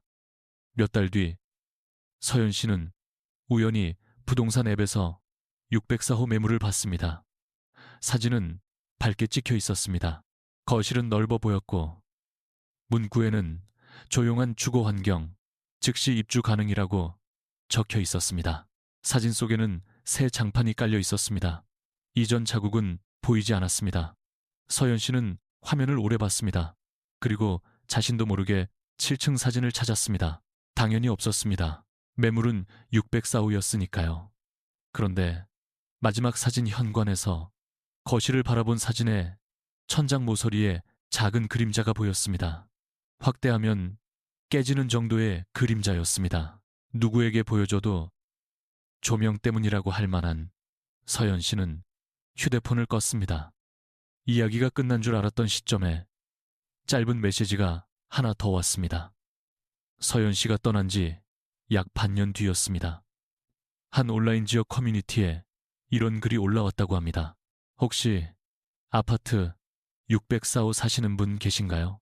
밤마다 윗집에서 의자 끄는 소리 나는데 관리소에서는 윗집 공실이라고 하네요. 글은 몇 시간 뒤 삭제되었습니다. 캡처본도 선명하지 않았고 같은 사람이 쓴 것인지 확인할 방법은 없습니다. 그래서 이것을 증거라고 부르지는 않겠습니다. 다만 서연 씨는 그 문장을 보고 손이 떨렸다고 합니다. 자신이 벗어난 것이 끝난 게 아니라 단지 다음 사람에게 넘어간 것처럼 느껴졌기 때문입니다. 여기서 우리는 조심해야 합니다. 오래된 아파트에는 실제로 이상한 소리가 많습니다. 배관은 밤에 울고 콘크리트는 온도차에 따라 작게 움직이고 위아랫집 생활음은 생각보다 멀리 이동합니다. 층간소음은 사람의 마음을 망가뜨릴 만큼 현실적인 문제이고 때로는 오해와 갈등을 키웁니다. 그래서 이 이야기를 듣고 어느 집에 어느 사람을 의심하라는 뜻은 아닙니다. 이 이야기는 그런 쪽으로 가면 안 됩니다. 오히려 반대입니다. 누군가 밤마다 같은 소리를 듣는다고 말할 때 우리가 너무 빨리 예민해서 그래 라고 말해버리면 그 사람은 자기 방 안에서 더 혼자가 됩니다. 서연 씨가 마지막 통화에서 한 말은 이랬습니다. 저는 아직도 그게 뭔지 몰라요. 귀신이라고 하면 너무 쉽고 건물 소리라고 하면 너무 부족해요. 그런데 제일 무서웠던 건 소리 자체가 아니라 그 소리를 듣는 사람이 계속 바뀐다는 느낌이었어요. 저는 그 말을 오래 생각했습니다. 어떤 공간은 사람을 붙잡는 대신 사람이 남긴 자세를 붙잡는지도 모릅니다. 의자를 끌어 천장 아래에 앉는 자세, 위를 올려다보는 자세, 아무도 믿어주지 않을까봐 같은 문장을 종이에 반복해 쓰는 자세, 그 자세들이 사라지지 않고 다음 사람의 밤에 조용히 겹쳐지는 것일지도 모릅니다. 마지막으로 한 장면만 더 떠올려 보겠습니다. 빈 704호, 거실 먼지가 내려앉은 식탁, 조금 비스듬히 놓인 의자 하나. 그 의자는 누군가 앉기 위한 물건일 수도 있고 천장 가까이 다가가기 위한 물건일 수도 있습니다. 한경숙 씨는 그 위에 올라가 위쪽을 들었을까요? 아니면 의자에 앉아 아래쪽에서 올라오는 소리를 들었을까요? 서연 씨가 들은 소리는 정말 그 집에서 시작됐을까요? 아니면 오래전부터 라인 어딘가에서 반복되던 작은 절망이 각자의 방에서는 늘 윗집처럼 들렸던 걸까요? 저는 답을 모릅니다. 다만 이 이야기를 들은 뒤 밤에 의자를 끌 때 잠깐 멈추게 됩니다. 여기까지가 서연 씨가 처음 보내온 기록의 끝이었습니다. 보통이라면 이 지점에서 이야기를 닫아도 됩니다. 사람은 이사를 갔고 소리는 남았으며 빈집의 이름은 끝내 확인되지 않은 채 뒤에 남았습니다. 그런데 이 이야기에는 그 뒤가 있었습니다. 서연 씨가 두 번째 메일을 보내온 건 원고를 정리하던 중이었습니다. 제목은 짧았습니다. 604호. 또 올라왔어요. 저는 처음에 매물 이야기를 다시 하는 줄 알았습니다. 하지만 첨부된 화면에는 부동산 앱이 아니라 지역 커뮤니티에 삭제된 글 캡처와 아주 짧은 음성 파일 3개가 있었습니다. 두 번째 기록의 중심에는 이할인이라는 사람이 있습니다. 할인 씨는 이 이야기에서 실명 대신 바꾼 이름입니다. 그는 근처 종합병원에서 야간 접수 업무를 하던 사람이었고 출퇴근 시간이 일정하지 않았습니다. 그래서 부동산에서 낮에도 조용한 집이라고 설명했을 때 오히려 마음이 놓였다고 합니다. 밤에 일하고 낮에 자야 하는 사람에게 조용함은 인테리어보다 중요합니다. 할인 씨는 604호가 이전보다 깨끗하게 수리되어 있었다고 했습니다. 장판은 새 것이었고 벽지는 밝았고 부엌 조명도 교체되어 있었습니다. 사진만 보면 오래된 건물의 흔적이 많이 지워져 있었습니다. 할인 씨는 계약 전에 7층에 대해 들은 적이 없었습니다. 부동산은 위에는 빈집이라 생활소음은 거의 없을 것이라고 했고 관리소도 같은 말을 했습니다. 할인 씨는 그 말이 마음에 들었습니다. 병원에서 밤새 사람들의 불안한 목소리를 듣고 돌아와 낮에는 아무 소리도 없는 방에서 자고 싶었습니다. 처음 사흘은 정말 조용했다고 합니다. 햇빛이 들어오는 시간에는 차 소리도 멀었고 엘리베이터가 움직이는 소리만 가끔 벽을 타고 올라왔습니다. 할인 씨는 그 집을 좀 낡았지만 편한 집이라고 친구에게 메시지를 보냈습니다. 그 메시지가 나중에는 스스로 보기 힘든 문장이 되었습니다. 할인 씨가 처음 의자 소리를 들은 건 낮 12시 40분이었습니다. 이 점이 서연 씨의 기록과 달랐습니다. 서연 씨는 주로 새벽에 들었고 1시 17분이라는 시간이 반복됐습니다. 할인 씨는 야간 근무를 마치고 오전 9시에 집에 들어와 씻고 잠들었습니다. 그리고 3시간쯤 뒤 천장 위에서 의자 끄는 소리에 깼습니다. 낮이었기 때문에 처음에는 덜 무서웠습니다. 햇빛이 커튼 틈으로 들어오고 있었고 바깥에서는 초등학생들이 하교하는 소리도 들렸습니다. 그런데 낮에 들리는 의자 소리는 밤보다 더 이상한 면이 있습니다. 어둠이 핑계가 되어주지 않기 때문입니다. 할인 씨는 처음엔 공사 소리라고 생각했습니다. 새 장판 냄새가 아직 남아 있었고 어딘가 보수 중일 수도 있었습니다. 하지만 천장 위의 긁힘은 망치나 드릴 소리와 달랐습니다. 아주 천천히 밀고 멈추고 다시 밀었습니다. 병원 접수대에서 쓰는 플라스틱 의자가 아니라 오래된 나무 의자가 바닥에 달라붙었다 떨어지는 소리 같았습니다. 할인 씨는 베개에 얼굴을 묻고 참았습니다. 사람이 너무 피곤하면 무서워할 힘도 없습니다. 그러나 잠이 다시 들려는 순간 소리는 침대 위쪽에서 창가 쪽으로 옮겨갔습니다. 할인 씨는 눈을 떴습니다. 그리고 처음으로 천장을 올려다봤습니다. 그날 할인 씨는 관리소에 바로 말하지 않았습니다. 이사 온 지 얼마 안 된 사람이 소음 민원을 넣으면 까다로운 사람으로 보일까봐 걱정했다고 합니다. 한국의 공동주택에서는 이상하게 피해를 말하는 사람도 눈치를 봅니다. 실제로 괴로운데도 내가 예민한 걸까?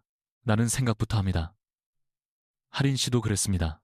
그날 저녁 출근길에 엘리베이터 안에서 503호 아주머니를 만났지만 아무 말도 하지 않았습니다.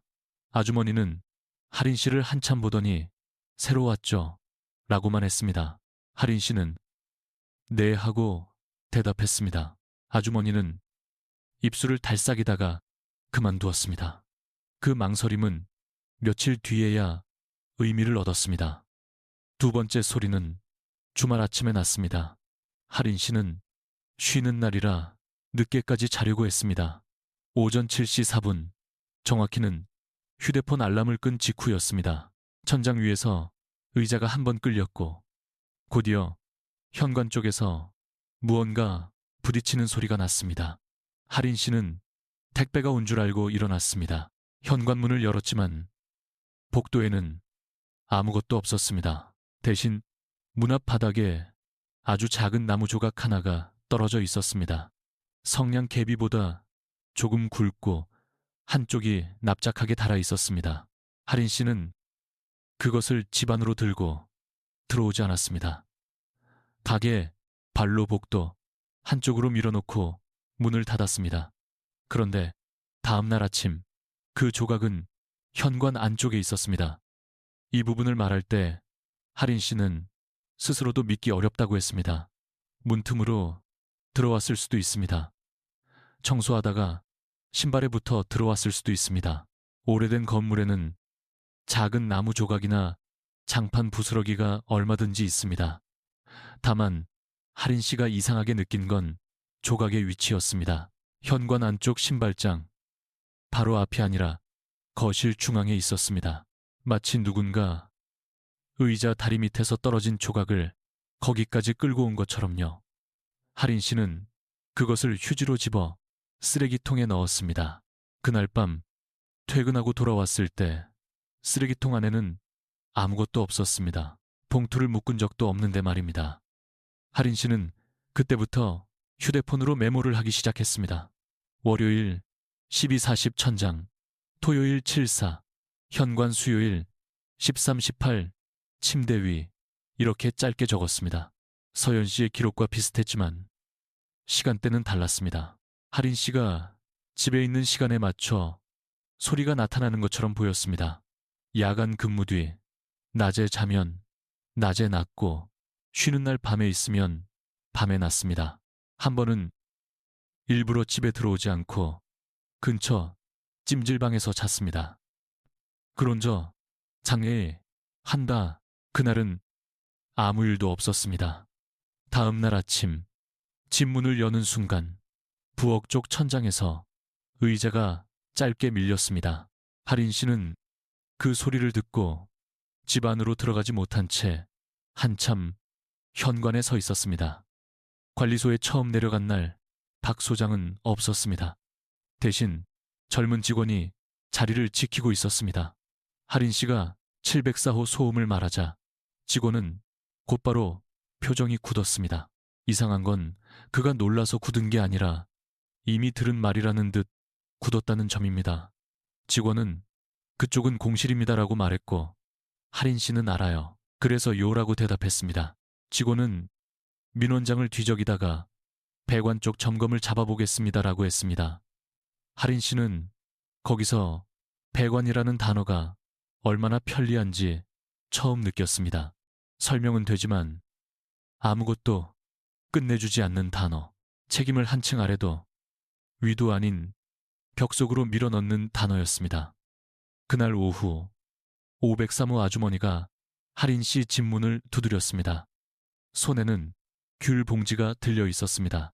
이웃이 처음 찾아올 때 귤이나 김치를 들고 오면 대화는 늘 사소한 곳에서 시작합니다. 이사 와서 정신없죠. 병원 다닌다면서요. 이 건물은 겨울에 좀 추워요. 그러다 아주머니는 갑자기 목소리를 낮췄습니다. 관리소에 말했어요. 할인 씨는 무엇을 말하냐고 묻지 않았습니다. 이미 서로 같은 것을 떠올리고 있었습니다. 아주머니는 귤 봉지를 식탁 위에 내려놓고 집안을 한번 둘러봤습니다. 특히 거실 중앙을 오래 봤다고 합니다. 새 장판 위에는 아무 자국도 없었습니다. 아주머니는 한경숙 씨 이야기를 다시 꺼냈습니다. 이번에는 서연 씨에게 말하지 않았던 작은 부분도 포함되어 있었습니다. 한경숙 씨가 죽기 전 704호 문 아래로 종이를 밀어넣은 사람이 있었다는 이야기였습니다. 정확히 누가 봤는지는 불분명합니다. 아주머니는 그때 경비 아저씨가 그랬던 것 같기도 하고 내가 직접 본 것 같기도 하다고 했습니다.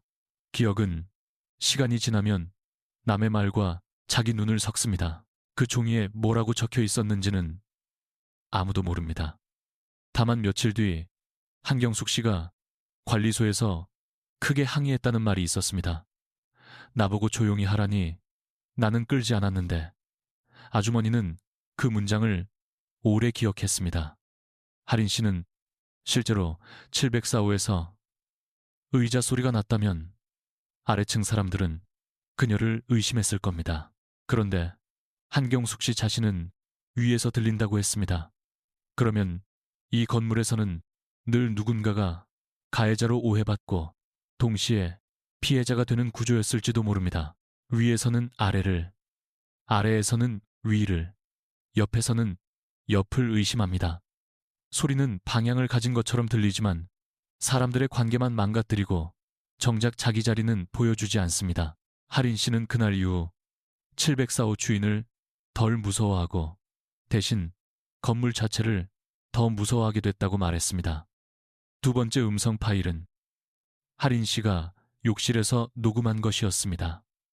욕실은 타일 때문에 소리가 크게 울립니다. 파일을 들어보면 처음 20초는 물방울 떨어지는 소리뿐입니다. 그 다음 아주 낮은 긁힘이 들어옵니다. 신기한 건 그 소리가 천장 쪽에서 시작해 환풍구 쪽으로 들어가는 것처럼 변한다는 점입니다. 할인 씨는 그때 샤워를 마치고 수건으로 머리를 말리고 있었습니다. 환풍구 안에서 의자를 끌 수는 없습니다. 그런데 소리는 분명 좁은 통로 안으로 밀려 들어가듯 좁아졌습니다. 할인 씨는 녹음 후 환풍구 덮개를 열어봤습니다. 먼지는 있었지만 사람 손이 닿은 흔적은 없었습니다.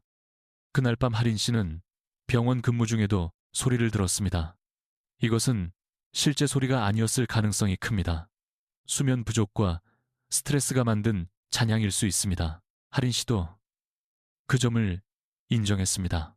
접수대 뒤 플라스틱 의자가 바닥을 긁을 때마다 몸이 먼저 움찔했고 환자가 보호자와 함께 들어올 때 나는 캐리어 바퀴 소리도 의자처럼 들렸습니다. 한 번은 동료가 의자를 뒤로 빼는 순간 할인 씨가 너무 놀라 차트를 떨어뜨렸습니다.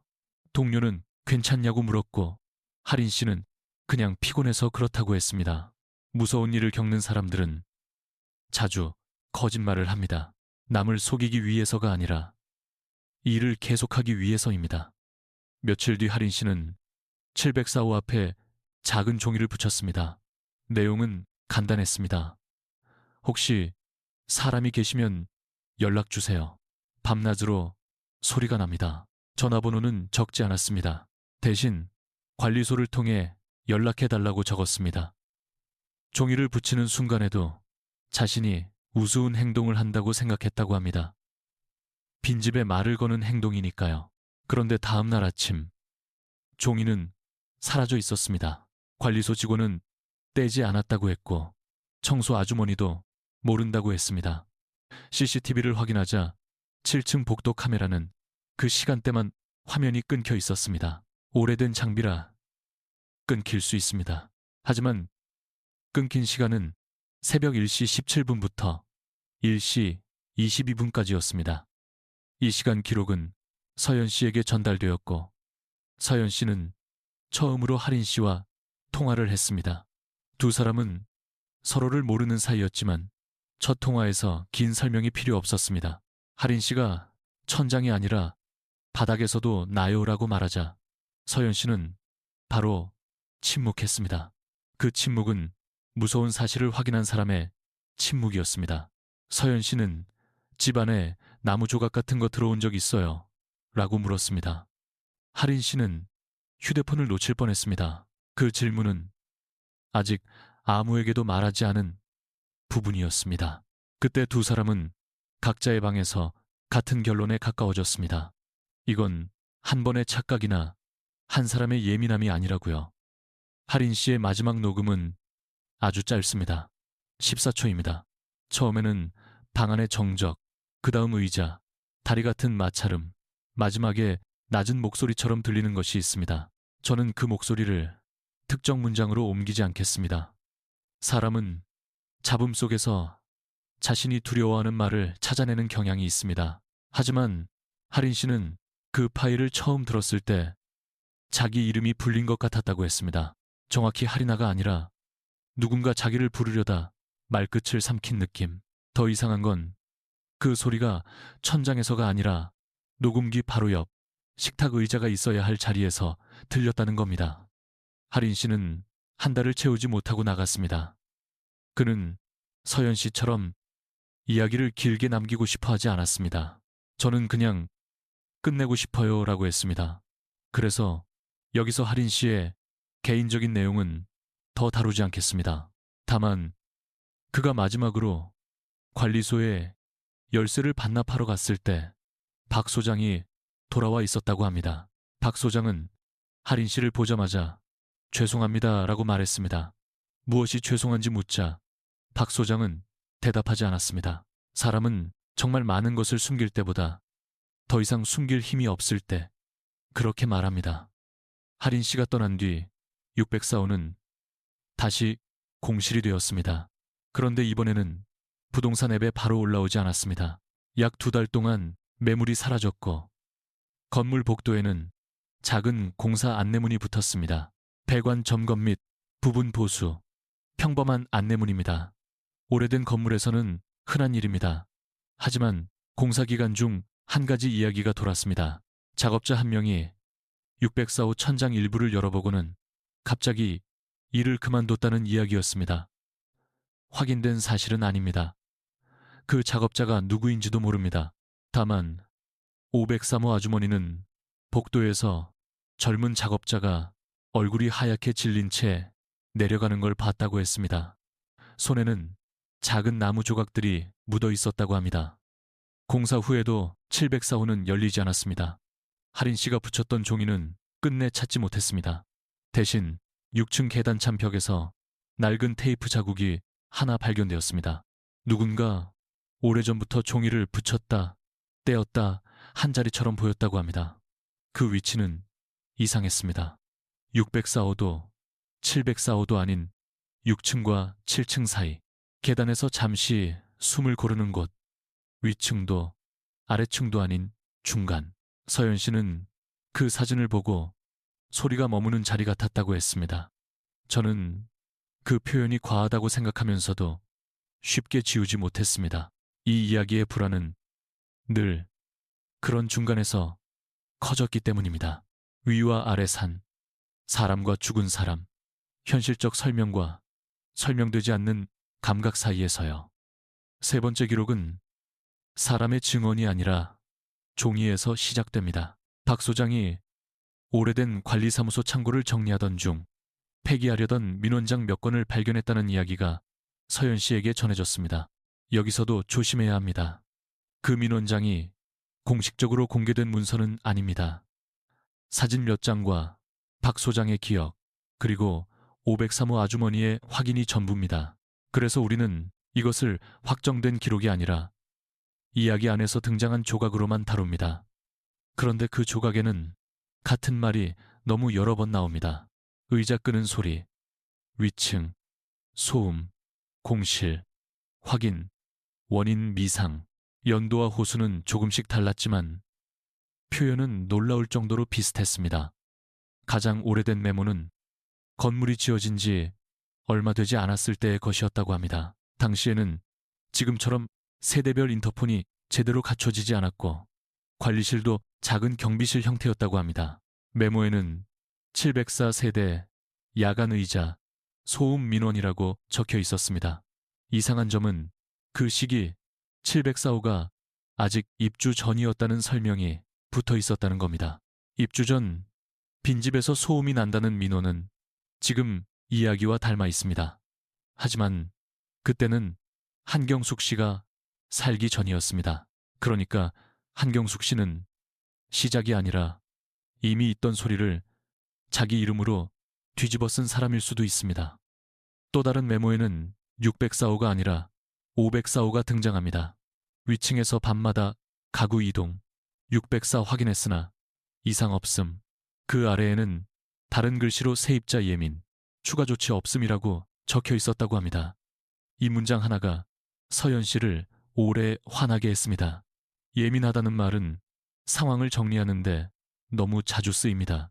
그러나 그 말 뒤에는 조사하지 않은 것들, 귀 기울이지 않은 것들, 피해자가 스스로를 의심하며 보낸 밤들이 묻힙니다.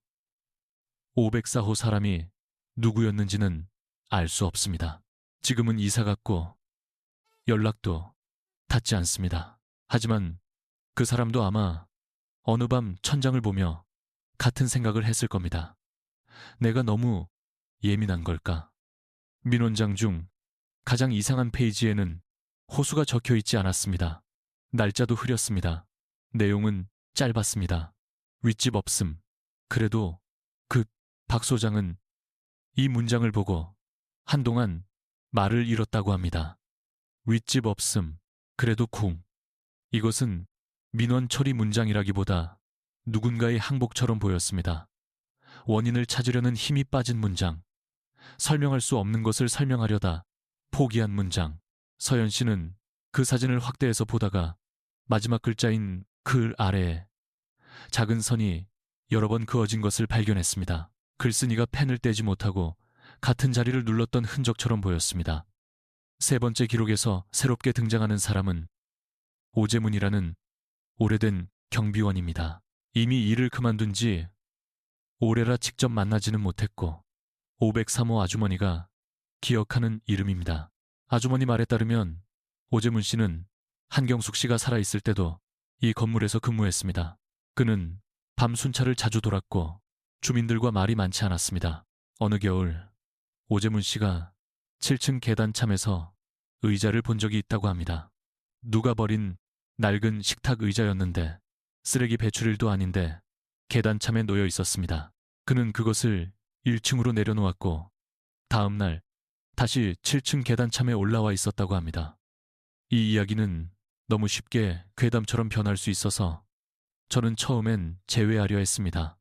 그러나 503호 아주머니는 그 의자에 대해 아주 구체적인 것을 기억했습니다. 등받이 한쪽이 갈라져 있었고 다리 끝에 검은 고무캡이 하나만 없었다고 합니다. 한경숙 씨 집에서 봤던 식탁 의자 중 하나와 비슷했느냐고 묻자 아주머니는 한참 생각하다가 비슷했지만 같은 건지 모르겠다고 했습니다. 그 대답이 오히려 믿을만 했습니다. 확신할 수 없는 것을 확신한다고 말하지 않았기 때문입니다. 공포 이야기는 가끔 너무 많은 확신 때문에 거짓처럼 들립니다. 실제 기억은 되게 흐리고 그래서 더 불편합니다. 박 소장은 민원장을 정리하면서 건물 도면도 몇 장 발견했다고 합니다. 오래된 복사본이라 선이 흐렸지만 옥상 구조가 지금과 조금 달랐습니다. 현재 704호 위에는 단순한 옥상과 기계실만 있지만 오래전 도면에는 작은 창고 표시가 있었습니다. 사람이 사는 방은 아니었습니다. 하지만 경비원이 청소 도구를 보관하거나 공사 자재를 임시로 넣어두는 공간이었을 수 있습니다. 여기서 중요한 건 한경숙 씨가 위에서 소리가 난다고 했을 때 완전히 터무니없는 말만은 아니었을 가능성입니다. 위에는 집이 없었지만 빈 공간은 있었습니다. 그리고 빈 공간은 때때로 사람이 사는 방보다 더 이상한 소리를 품습니다. 민우는 이 도면 이야기를 듣고 다시 현실적인 설명을 붙잡으려 했습니다. 옥상 창고, 바닥 구조, 배관, 공명, 오래된 의자나 자재가 바람에 움직였을 가능성 모두 생각해 볼 수 있습니다. 만궁푸가 문제는 시간과 위치였습니다. 소리는 항상 듣는 사람 가까이로 왔고 창고가 사라진 뒤에도 계속되었습니다. 건물 구조가 원인이었을 수는 있지만 그것만으로는 할인 씨의 현관, 안나무 조각이나 인터폰, 화면, 민원장의 반복 문장을 모두 설명하기 어렵습니다. 민우는 결국 원인이 여러 개일 수도 있어 라고 말했습니다. 어떤 공포는 하나의 이유로 완성되지 않습니다. 작은 고장, 오래된 소문, 외로운 죽음, 사람들의 침묵이 겹쳐서 하나의 얼굴을 만듭니다. 도면 옆에는 수리 견적서도 있었습니다. 옥상 창고, 철거, 천장 보강, 누수 보수 같은 평범한 항목들 사이에 이상한 문구 하나가 있었다고 합니다. 목재 잔재 제거. 목재 잔재는 공사장에서 흔히 나오는 말입니다. 낡은 합판 강목, 문틀 조각, 무엇이든 될 수 있습니다. 그런데 서연 씨와 하린 씨는 각각 작은 나무 조각을 경험했습니다. 우연일 수도 있습니다. 하지만 이야기는 우연들이 같은 방향으로 놓일 때 사람을 놓아주지 않습니다. 목재 잔재가 의자와 관련 있다는 증거는 없습니다. 다만 그 단어는 이후 서연 씨가 잠들기 전 자꾸 떠올린다고 했습니다. 잔재, 남은 것, 치웠다고 생각했지만 남아있는 것. 박 소장은 뒤늦게 한경숙 씨의 가족에게 연락을 시도했다고 합니다. 이것도 확인 가능한 범위는 제한적입니다. 가족은 자세한 대화를 원하지 않았고 당연한 일입니다. 죽은 사람의 집이 낯선 사람들의 괴담이 되는 것은 유족에게 잔인할 수 있습니다. 그래서 여기서 가족 이야기는 더 깊이 들어가지 않습니다. 다만 박 소장이 들은 짧은 말 하나만 남깁니다. 한경숙 씨가 마지막 몇 달 동안 의자를 모두 버리려고 했다는 말입니다. 식탁 의자 4개 중 3개를 버리고 하나만 남겼다고 합니다. 그런데 704호를 열었을 때는 4개가 있었다고 박 소장은 기억했습니다. 기억이 틀렸을 수 있습니다. 하지만 그는 그 부분에서 말을 멈췄습니다. 503호 아주머니는 한경숙 씨가 의자를 버리려 한 날을 어렴풋이 기억했습니다. 겨울비가 왔고 분리수거장 옆에 의자 2개가 세워져 있었다고 합니다. 그중 하나는 등받이가 갈라져 있었습니다. 아주머니가 버리세요 라고 묻자 한경숙 씨는 버리는 게 아니라 내보내는 거예요 라고 대답했다고 합니다. 말투가 이상해서 아주머니는 웃으며 넘겼습니다. 한경숙 씨는 웃지 않았습니다. 그는 의자 다리를 바닥에 닿지 않게 들고 있었습니다. 마치 끌면 안 되는 물건처럼요. 그 장면은 당시에는 별 의미 없는 노인의 고집처럼 보였고 나중에는 너무 늦게 이해되는 신호가 되었습니다. 이쯤에서 진행자인 저도 잠깐 멈춰야 합니다. 우리는 지금 의자를 하나의 물건처럼 다루고 있지만 사실 이 이야기의 중심은 의자 자체가 아닐 수 있습니다. 의자는 사람이 앉는 자세를 남깁니다. 기다리는 자세, 듣는 자세, 항의하러 가기 전 문 앞에서 망설이는 자세, 누군가를 믿지 못해 혼자 기록을 쓰는 자세. 그러니까 의자 끄는 소리는 단순한 가구 소리가 아니라 누군가의 위치가 바뀌는 소리일지도 모릅니다. 방 한가운데에서 천장 아래로, 침대 옆에서 현관 앞으로, 산 사람의 자리에서 죽은 사람의 자리로. 이 해석은 증거가 아니라 느낌입니다. 하지만 좋은 괴담은 때로 느낌이 증거보다 오래갑니다. 박 소장이 민원장을 발견한 뒤 관리소 직원들 사이에서도 말이 조금 달라졌다고 합니다. 전에는 배관이나 구조음이라고만 했지만 이제는 그 라인은 예전부터 민원이 많았다는 식으로 말했습니다.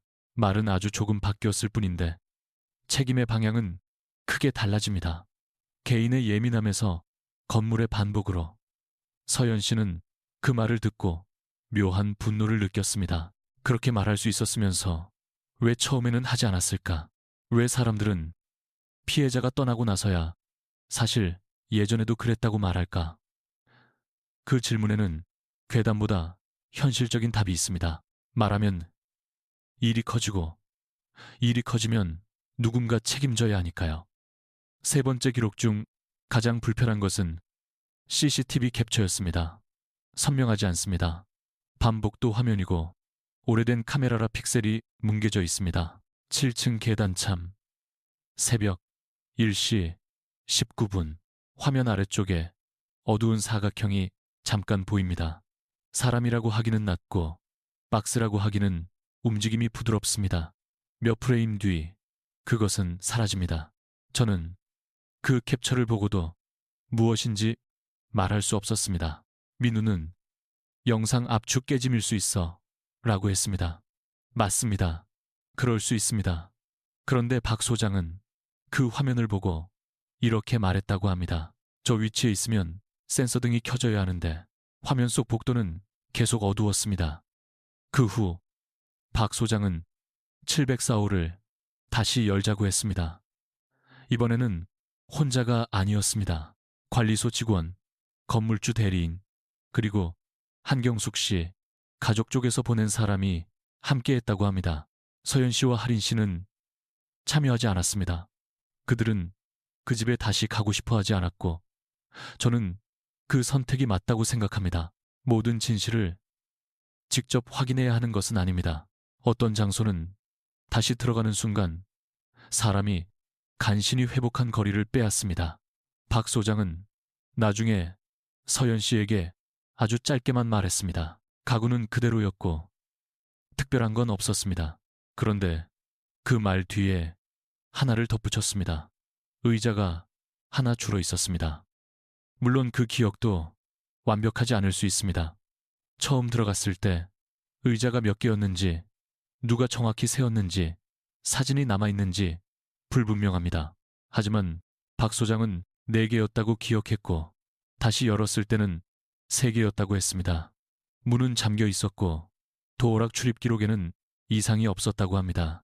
오래된 도어락 기록은 신뢰하기 어렵습니다. 누군가 들어갔을 수도 있고 처음부터 3개였을 수도 있습니다.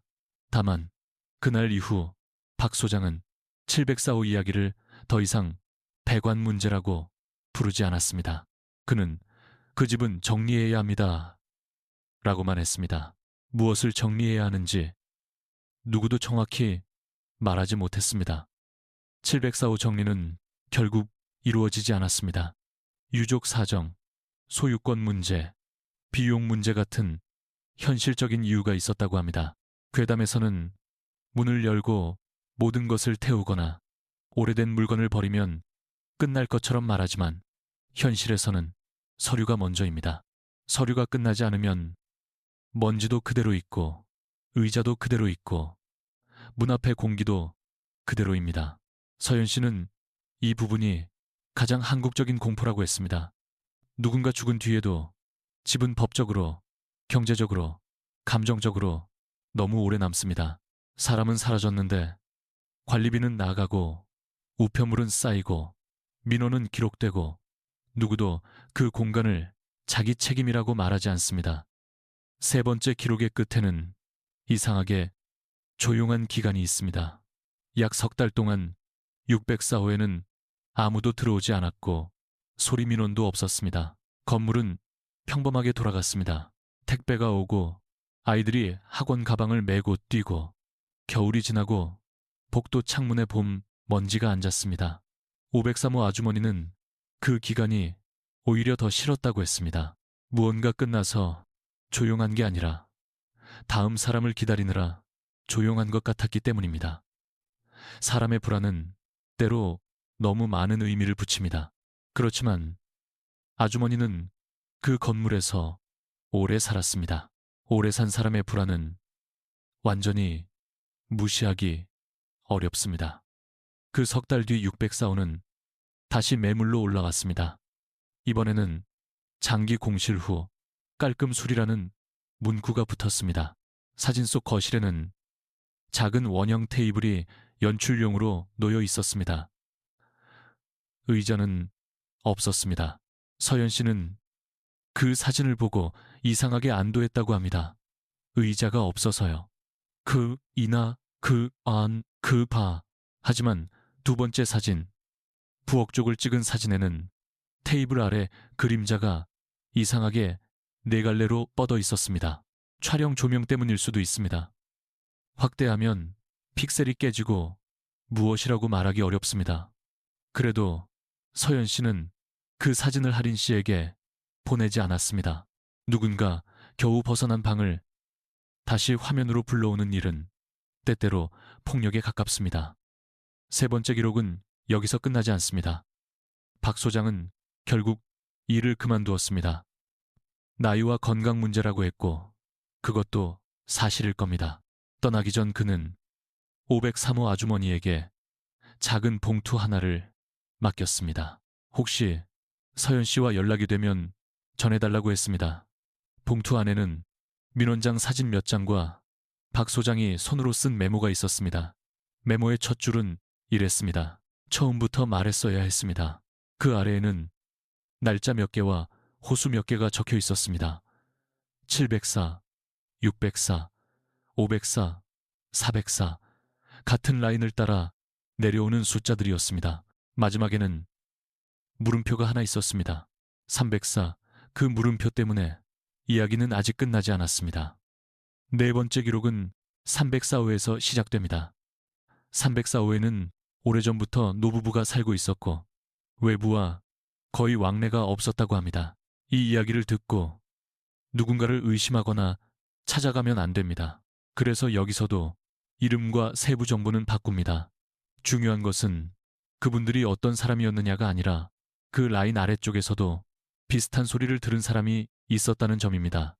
503호 아주머니가 조심스럽게 물었을 때 304호 할머니는 처음엔 아무 말도 하지 않았습니다. 그러다 문을 닫기 직전 아주 작게 말했다고 합니다. 우리는 위가 아니라 옆에서 들었어요. 옆에서 들렸다는 말은 이야기의 방향을 또 바꿨습니다. 위에서 시작해 바닥으로 내려오고 이제는 옆입니다. 304호 할머니는 젊었을 때부터 이 건물에 살았고 한때 404호와 친했다고 합니다. 404호에는 아이를 키우던 부부가 살았는데 밤마다 의자 끄는 소리 때문에 자주 싸웠다고 했습니다. 그 부부는 위층을 의심했고 위층은 자기들이 아니라고 했습니다. 결국 이웃끼리 사이가 나빠졌고 어느 날 404호 부부는 갑자기 이사를 갔습니다. 그 뒤 304호 할머니는 벽 너머에서 의자를 끄는 소리를 들었다고 합니다. 사람 없는 옆집에서요. 물론 그 기억은 수십 년 전 일이라 확실하지 않습니다. 하지만 방향이 어긋나는 패턴은 계속됩니다. 304호 할머니는 한 가지 물건을 보여주었습니다. 낡은 사진이었습니다. 정확히 말하면 건물 입주 초기 주민들이 1층 현관 앞에서 찍은 단체 사진 복사본입니다. 사진 속 사람들은 모두 지금보다 훨씬 젊고 건물 외벽도 깨끗했습니다. 사진 한쪽에는 작은 아이가 의자에 앉아 있었습니다. 행사용 접이식 의자였습니다. 그런데 304호 할머니는 그 아이나 의자에 특별한 사연이 있다고 말하지 않았습니다. 오히려 그때는 저 의자를 다 같이 썼어라고만 했습니다. 주민회의, 경로잔치 경비실 앞 쉼터, 누군가 이사할 때 잠깐 앉는 자리. 의자는 한 집의 물건이 아니라 건물의 물건이었던 시절이 있었다는 겁니다. 이 말은 이상하게 중요했습니다. 우리는 계속 704호 의자, 한경숙 씨의 의자, 서연 씨 방의 의자를 생각했습니다. 하지만 처음의 의자는 특정한 집안에 있던 것이 아닐 수도 있습니다. 공동으로 쓰던 물건, 아무나 옮기고 아무데나 두던 물건. 그래서 누구 책임도 아니었던 물건. 304호 할머니는 오래전 7층 계단참에 낡은 의자가 자주 놓여 있었다고 했습니다. 엘리베이터가 고장났을 때 어르신들이 쉬어가라고 둔 것이었다고 합니다. 그런데 어느 날부터 그 의자를 밤에 누가 끌고 다닌다는 말이 돌았고 결국 사라졌습니다. 누가 버렸는지는 아무도 기억하지 못했습니다. 서연 씨는 이 대목을 듣고 처음에는 실망했다고 합니다. 뭔가 더 선명한 진실이 나올 줄 알았는데 나온 것은 공동 의자 이야기였으니까요. 하지만 시간이 지나자 그게 더 불편해졌습니다.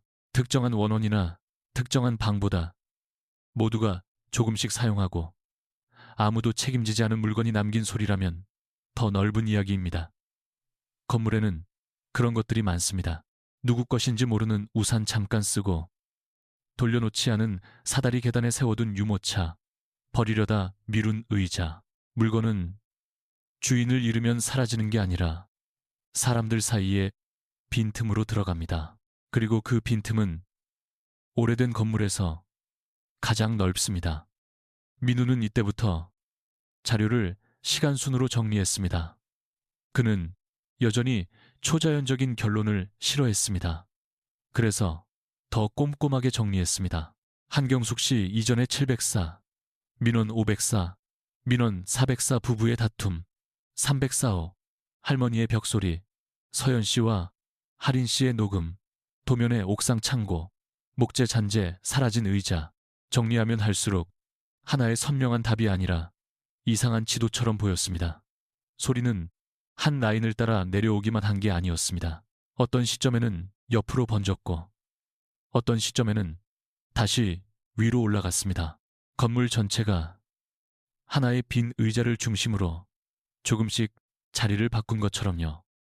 네 번째 기록에서 가장 중요한 밤은 박 소장이 떠난 뒤 새 관리 직원이 들어오기 전에 공백 기간이었습니다. 관리사무소가 완전히 비어 있었던 것은 아니지만 밤에는 순찰이 거의 없었다고 합니다. 그 기간에 503호 아주머니는 처음으로 자기 집안에서 의자 소리를 아주 가까이 들었습니다. 이전에는 멀리서만 들었다고 했는데 그날은 다용도실 바로 옆에서 났습니다. 그는 텔레비전을 보고 있었고 화면에서는 예능 프로그램에 웃음소리가 나오고 있었습니다. 웃음소리 뒤로 의자 끄는 소리가 섞였습니다. 처음에는 TV 효과음인 줄 알았다고 합니다. 리모컨으로 음소거를 누르자 방 안에서만 소리가 남았습니다. 아주머니는 그때 한경숙 씨가 찾아왔던 밤을 떠올렸습니다. 나만 들은 게 아니죠. 그 말에 대답하지 못했던 기억. 아주머니는 다용도실 문을 열지 않았습니다. 대신 문 앞에서 이렇게 말했다고 합니다. 들었어요. 나도 들었어요. 그 말을 하는 순간 소리는 멈췄습니다. 여기서 중요한 건 소리가 멈췄다는 사실보다 아주머니가 처음으로 대답했다는 사실입니다. 어떤 괴담은 귀신을 달래는 의식이 아니라 늦은 사과의 모양을 하고 있습니다. 아주머니는 그날 밤 울었다고 합니다. 무서워서 운 것도 있지만 더 오래된 이유가 있었다고 했습니다. 한 사람을 혼자 두었던 기억이 너무 늦게 돌아와서요. 이 이야기를 들은 서연 씨는 한동안 아무 말도 하지 못했습니다. 자신은 떠났고 할인 씨도 떠났지만 503호 아주머니는 아직 그 건물에 살고 있었습니다. 우리는 가끔 괴담 속 인물들이 모두 장소를 떠나면 끝난다고 생각합니다. 하지만 실제 건물에는 떠나지 못하는 사람들이 있습니다. 돈 때문이든 나이 때문이든 익숙함 때문이든 아니면 이미 너무 오래 살아서 다른 곳을 집이라고 부를 수 없기 때문이든 그 사람들은 괴담의 엔딩 이후에도 엘리베이터를 타고 분리수거를 하고 복도등이 나간 걸 신고합니다. 공포는 그들에게 이벤트가 아니라 생활의 일부가 됩니다. 서연 씨는 결국 503호 아주머니를 다시 만나러 갔습니다. 혼자 가지 않고 민우와 함께 갔습니다. 건물 앞에 도착했을 때 서연 씨는 생각보다 덜 무서웠다고 합니다. 낮이었고 주변엔 학생들이 지나가고 있었고 편의점 앞에서는 배달 기사들이 커피를 마시고 있었습니다. 세상은 너무 평범했습니다. 그런 평범함이 때때로 잔인합니다. 사람이 어떤 장소에서 무너졌는데 그 장소는 아무렇지 않게 다음 날을 보냅니다. 서연 씨는 1층 현관에 들어서자마자 냄새를 알아차렸습니다. 젖은 시멘트와 오래된 우편함 냄새.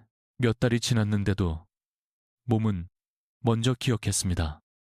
503호 아주머니는 서연 씨를 반가워하면서도 미안해했습니다. 다시 오게 해서 미안해요. 서연 씨는 괜찮다고 했지만 사실 괜찮지 않았습니다. 두 사람은 식탁에 앉아 차를 마셨습니다. 아주머니 집은 생각보다 밝았습니다. 창가에는 화분이 있었고 냉장고에는 손주 사진이 붙어 있었습니다. 무서운 이야기를 들려주는 사람의 집이라고 해서 어둡고 이상할 필요는 없습니다. 오히려 그런 평범한 집에서 무서운 말을 들을 때 더 오래 남습니다. 아주머니는 작은 상자를 꺼냈습니다. 안에는 한경숙 씨가 생전에 빌려주었다는 반찬통 뚜껑, 오래된 아파트 회의 안내문, 그리고 접힌 종이 한 장이 있었습니다. 접힌 종이는 한경숙 씨 글씨로 보였습니다. 아주머니가 오래전 받아두고 잊고 있었다고 합니다. 내용은 짧았습니다. 밤에 의자를 끌면 아래에서 누가 대답합니다. 그래서 끌면 안 됩니다. 서연 씨는 그 문장을 보고 손끝이 굳었습니다. 한경숙 씨는 단지 소리를 들은 사람이 아니었습니다. 그는 어떤 규칙을 알아냈다고 믿었던 것 같습니다. 의자를 끄는 행위가 소리를 부르는 것인지 아니면 소리에 답하는 것인지 구분하기 어렵습니다. 아래에서 누가 대답한다. 그 아래가 누구인지, 어느 층인지, 산 사람인지, 죽은 사람인지 알 수 없습니다. 하지만 이 문장은 그동안의 모든 방향을 뒤집었습니다. 서연 씨는 그제야 자신이 새벽에 한 말을 떠올렸습니다. 저 이제 나가요. 더는 못 들어요. 자신도 소리에게 대답한 적이 있었습니다. 503호 아주머니도 대답했습니다. 할인 씨는 빈 704호문에 종이를 붙였습니다. 한경숙 씨는 민원장과 종이에 반복해서 썼습니다. 어쩌면 이 이야기는 소리가 나는 이야기라기보다 사람들이 그 소리에 대답하게 되는 이야기일지 모릅니다. 처음에는 항의로, 다음에는 부탁으로, 나중에는 사과로. 의자 끄는 소리는 질문이고 방 안의 사람들은 결국 자신도 모르게 답장을 보냅니다. 그날 오후 서연 씨와 민우는 7층으로 올라갔습니다. 아주머니는 말렸지만 서연 씨는 문 앞까지만 가겠다고 했습니다. 704호 문은 여전히 닫혀 있었습니다. 그런데 예전과 달라진 점이 하나 있었습니다. 문 아래 틈에 흰 종이가 아주 조금 보였습니다. 밖에서 안으로 밀어넣은 것인지 안에서 밖으로 밀려나온 것인지 알 수 없었습니다. 민우가 장갑을 끼고 조심스럽게 집어냈습니다. 종이는 빈 종이였습니다. 아무 글씨도 없었습니다. 하지만 가운데에 4개의 눌린 자국이 있었습니다. 의자 다리처럼 4점이 눌려 있었고 그 주변에 아주 옅은 나뭇가루가 묻어 있었습니다. 민우는 그 종이를 사진으로 남겼습니다. 이번에는 화면이 꺼지지도 않았고 파일도 남았습니다. 하지만 그것이 무엇을 증명할까요? 빈 종이에 눌린 자국이 있다. 나뭇가루가 있다. 오래된 문틈에서 나온 종이다. 이 모든 것은 이상하지만 결정적인 증거는 아닙니다. 괴담의 증거는 늘 그렇습니다. 보는 사람에게는 충분히 무섭고 믿지 않는 사람에게는 충분히 부족합니다. 서연 씨는 그 종이를 가져가지 않았습니다. 다시 접어서 704호 문 앞에 내려놓았습니다. 그리고 아주 낮게 말했습니다. 저희는 들었어요. 그 말은 누구에게 한 것인지 모릅니다. 그럼 이는 한경숙 씨에게인지 건물에게인지 아니면 자기 자신에게인지 그 순간 아무 일도 일어나지 않았습니다. 문이 열리지도 않았고 인터폰이 켜지지도 않았고 의자 소리도 나지 않았습니다. 오히려 그 무반응이 이상하게 현실적이었습니다. 정말 중요한 말들은 영화처럼 즉시 답을 받지 않습니다. 서연 씨와 민우는 계단으로 내려왔습니다. 6층 계단참을 지날 때 서연 씨는 전에 보았던 테이프 자국을 다시 봤습니다. 그 자리에 누군가 새 종이를 붙였다 뗀 흔적이 있었습니다. 벽지색이 조금 달랐고 먼지가 사각형으로 비어 있었습니다. 서연 씨는 손을 대지 않았습니다. 어떤 흔적은 만지지 않는 편이 낫습니다. 확인하는 순간 다시 책임이 생기기 때문입니다. 며칠 뒤 503호 아주머니는 더 이상 소리를 듣지 않는다고 했습니다. 이것이 완전한 끝인지는 알 수 없습니다. 소리가 정말 멈춘 것인지 아주머니가 더 이상 기다리지 않게 된 것인지도 모릅니다. 하지만 아주머니 목소리는 처음보다 가벼웠습니다. 그는 한경숙 씨에게 마음속으로 몇 번 사과했다고 했습니다. 그리고 밤에 의자를 끌지 않으려고 식탁 의자 다리에 천을 감았다고 합니다. 그 행동이 미신인지 배려인지 구분할 필요는 없을지도 모릅니다. 어떤 배려는 미신처럼 보이고 어떤 미신은 뒤늦은 배려처럼 기능합니다. 중요한 건 이제 아주머니가 그 소리를 혼자만의 문제로 두지 않는다는 점입니다.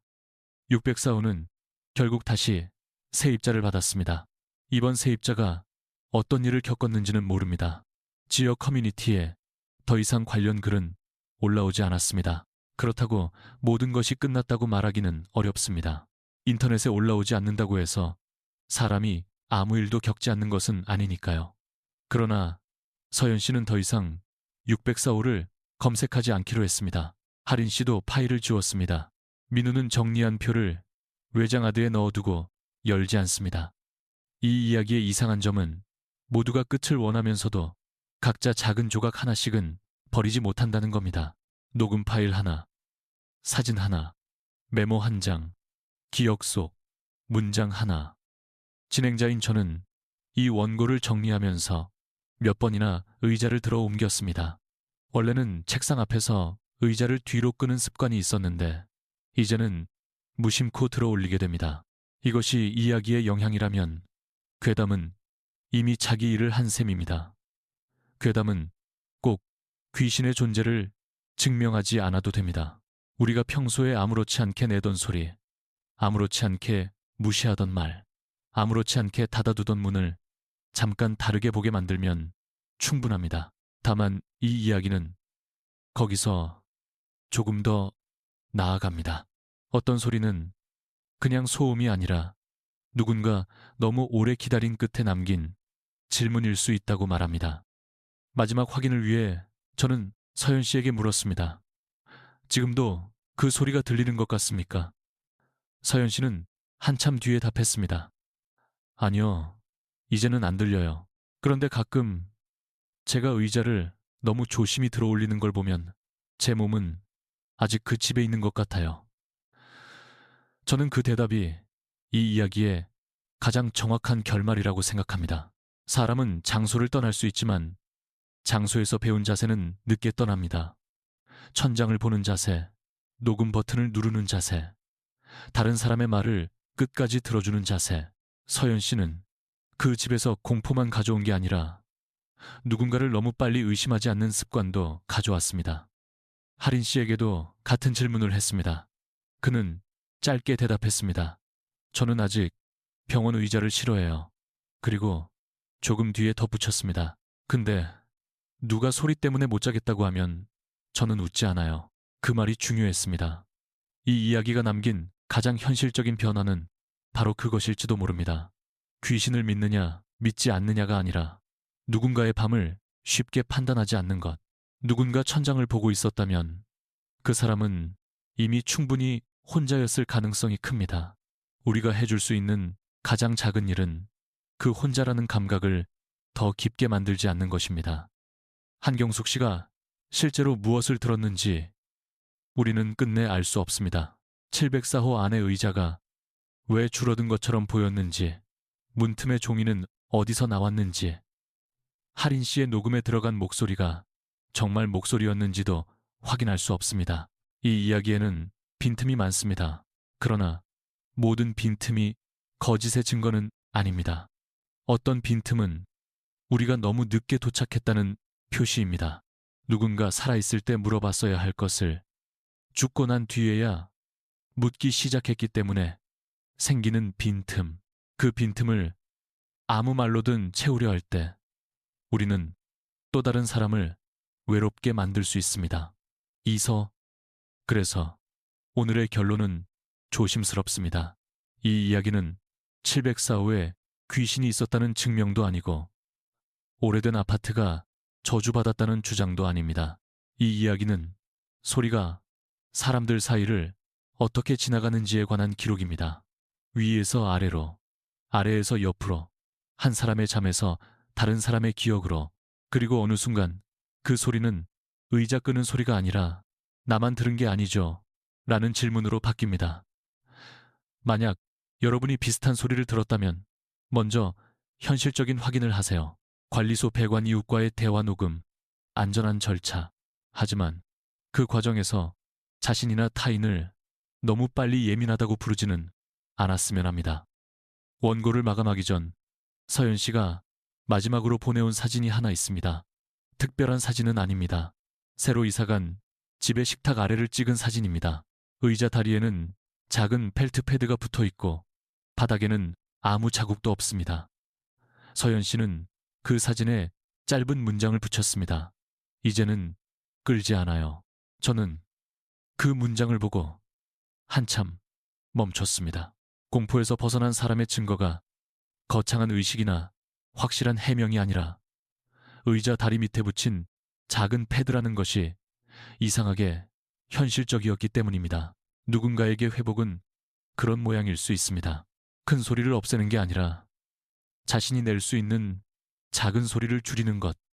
민우는 그 사진을 보고 누나에게 농담처럼 이제 층간소음, 모범 세입자네라고 답장을 보냈다고 합니다. 서연 씨는 웃었다고 했습니다. 이 이야기에서 처음으로 편하게 웃은 순간이었다고 합니다. 하지만 웃고 난 뒤에도 그는 휴대폰을 내려놓지 못했습니다. 혹시 사진 속 식탁 아래에 4개가 아닌 5개의 자국이 보이지는 않는지, 혹시 그림자가 이상하게 갈라져 있지는 않은지 확대해 봤다고 합니다. 아무것도 없었습니다. 정말 아무것도 없었습니다. 그래서 더 오래 울컥했다고 했습니다. 무서운 일이 끝났다는 증거는 때때로 이상한 것이 보이는 순간이 아니라 아무것도 보이지 않는 평범한 순간에 옵니다. 저는 그 사진을 영상에는 넣지 않기로 했습니다. 너무 사적인 회복의 장면이기 때문입니다. 대신 이 말만 남깁니다. 어떤 이야기는 공포를 키우기 위해 존재하지 않습니다. 공포를 지나온 사람이 다시 작은 생활로 돌아가는 길을 보여주기 위해 존재합니다. 서연 씨와 하린 씨, 503호, 아주머니가 완전히 이해한 것은 많지 않습니다. 그러나 세 사람은 적어도 한 가지를 배웠습니다. 듣는 사람을 혼자 두지 않는 것. 너무 늦게라도 나도 들었다고 말하는 것. 그 말이 귀신을 쫓는지는 모릅니다. 하지만 살아있는 사람에게는 분명히 닿습니다. 이제 정말 이야기를 닫겠습니다. 밤에 의자를 뒤로 뺄 때 잠깐만 멈춰보세요. 바닥이 긁히기 전에 손으로 들어 올릴 수 있다면 들어 올려보세요. 누군가를 겁내서가 아니라 어쩌면 위층이나 아래층 어딘가에서 하루를 겨우 버틴 사람이 그 작은 소리에 잠을 깰 수도 있으니까요. 그리고 혹시 아무도 살지 않는 윗집에서 같은 소리가 난다면 그 소리가 정말 위에서 나는지 단정하기 전에 주변을 천천히 확인하세요. 가끔 오래된 집은 방향을 속입니다. 더 가끔은 사람의 외로움이 방향을 잃고 남습니다. 그때 필요한 건 큰 확신이 아니라 작고 늦지 않은 대답일지도 모릅니다. 들었어요. 혼자 들은 게 아니에요.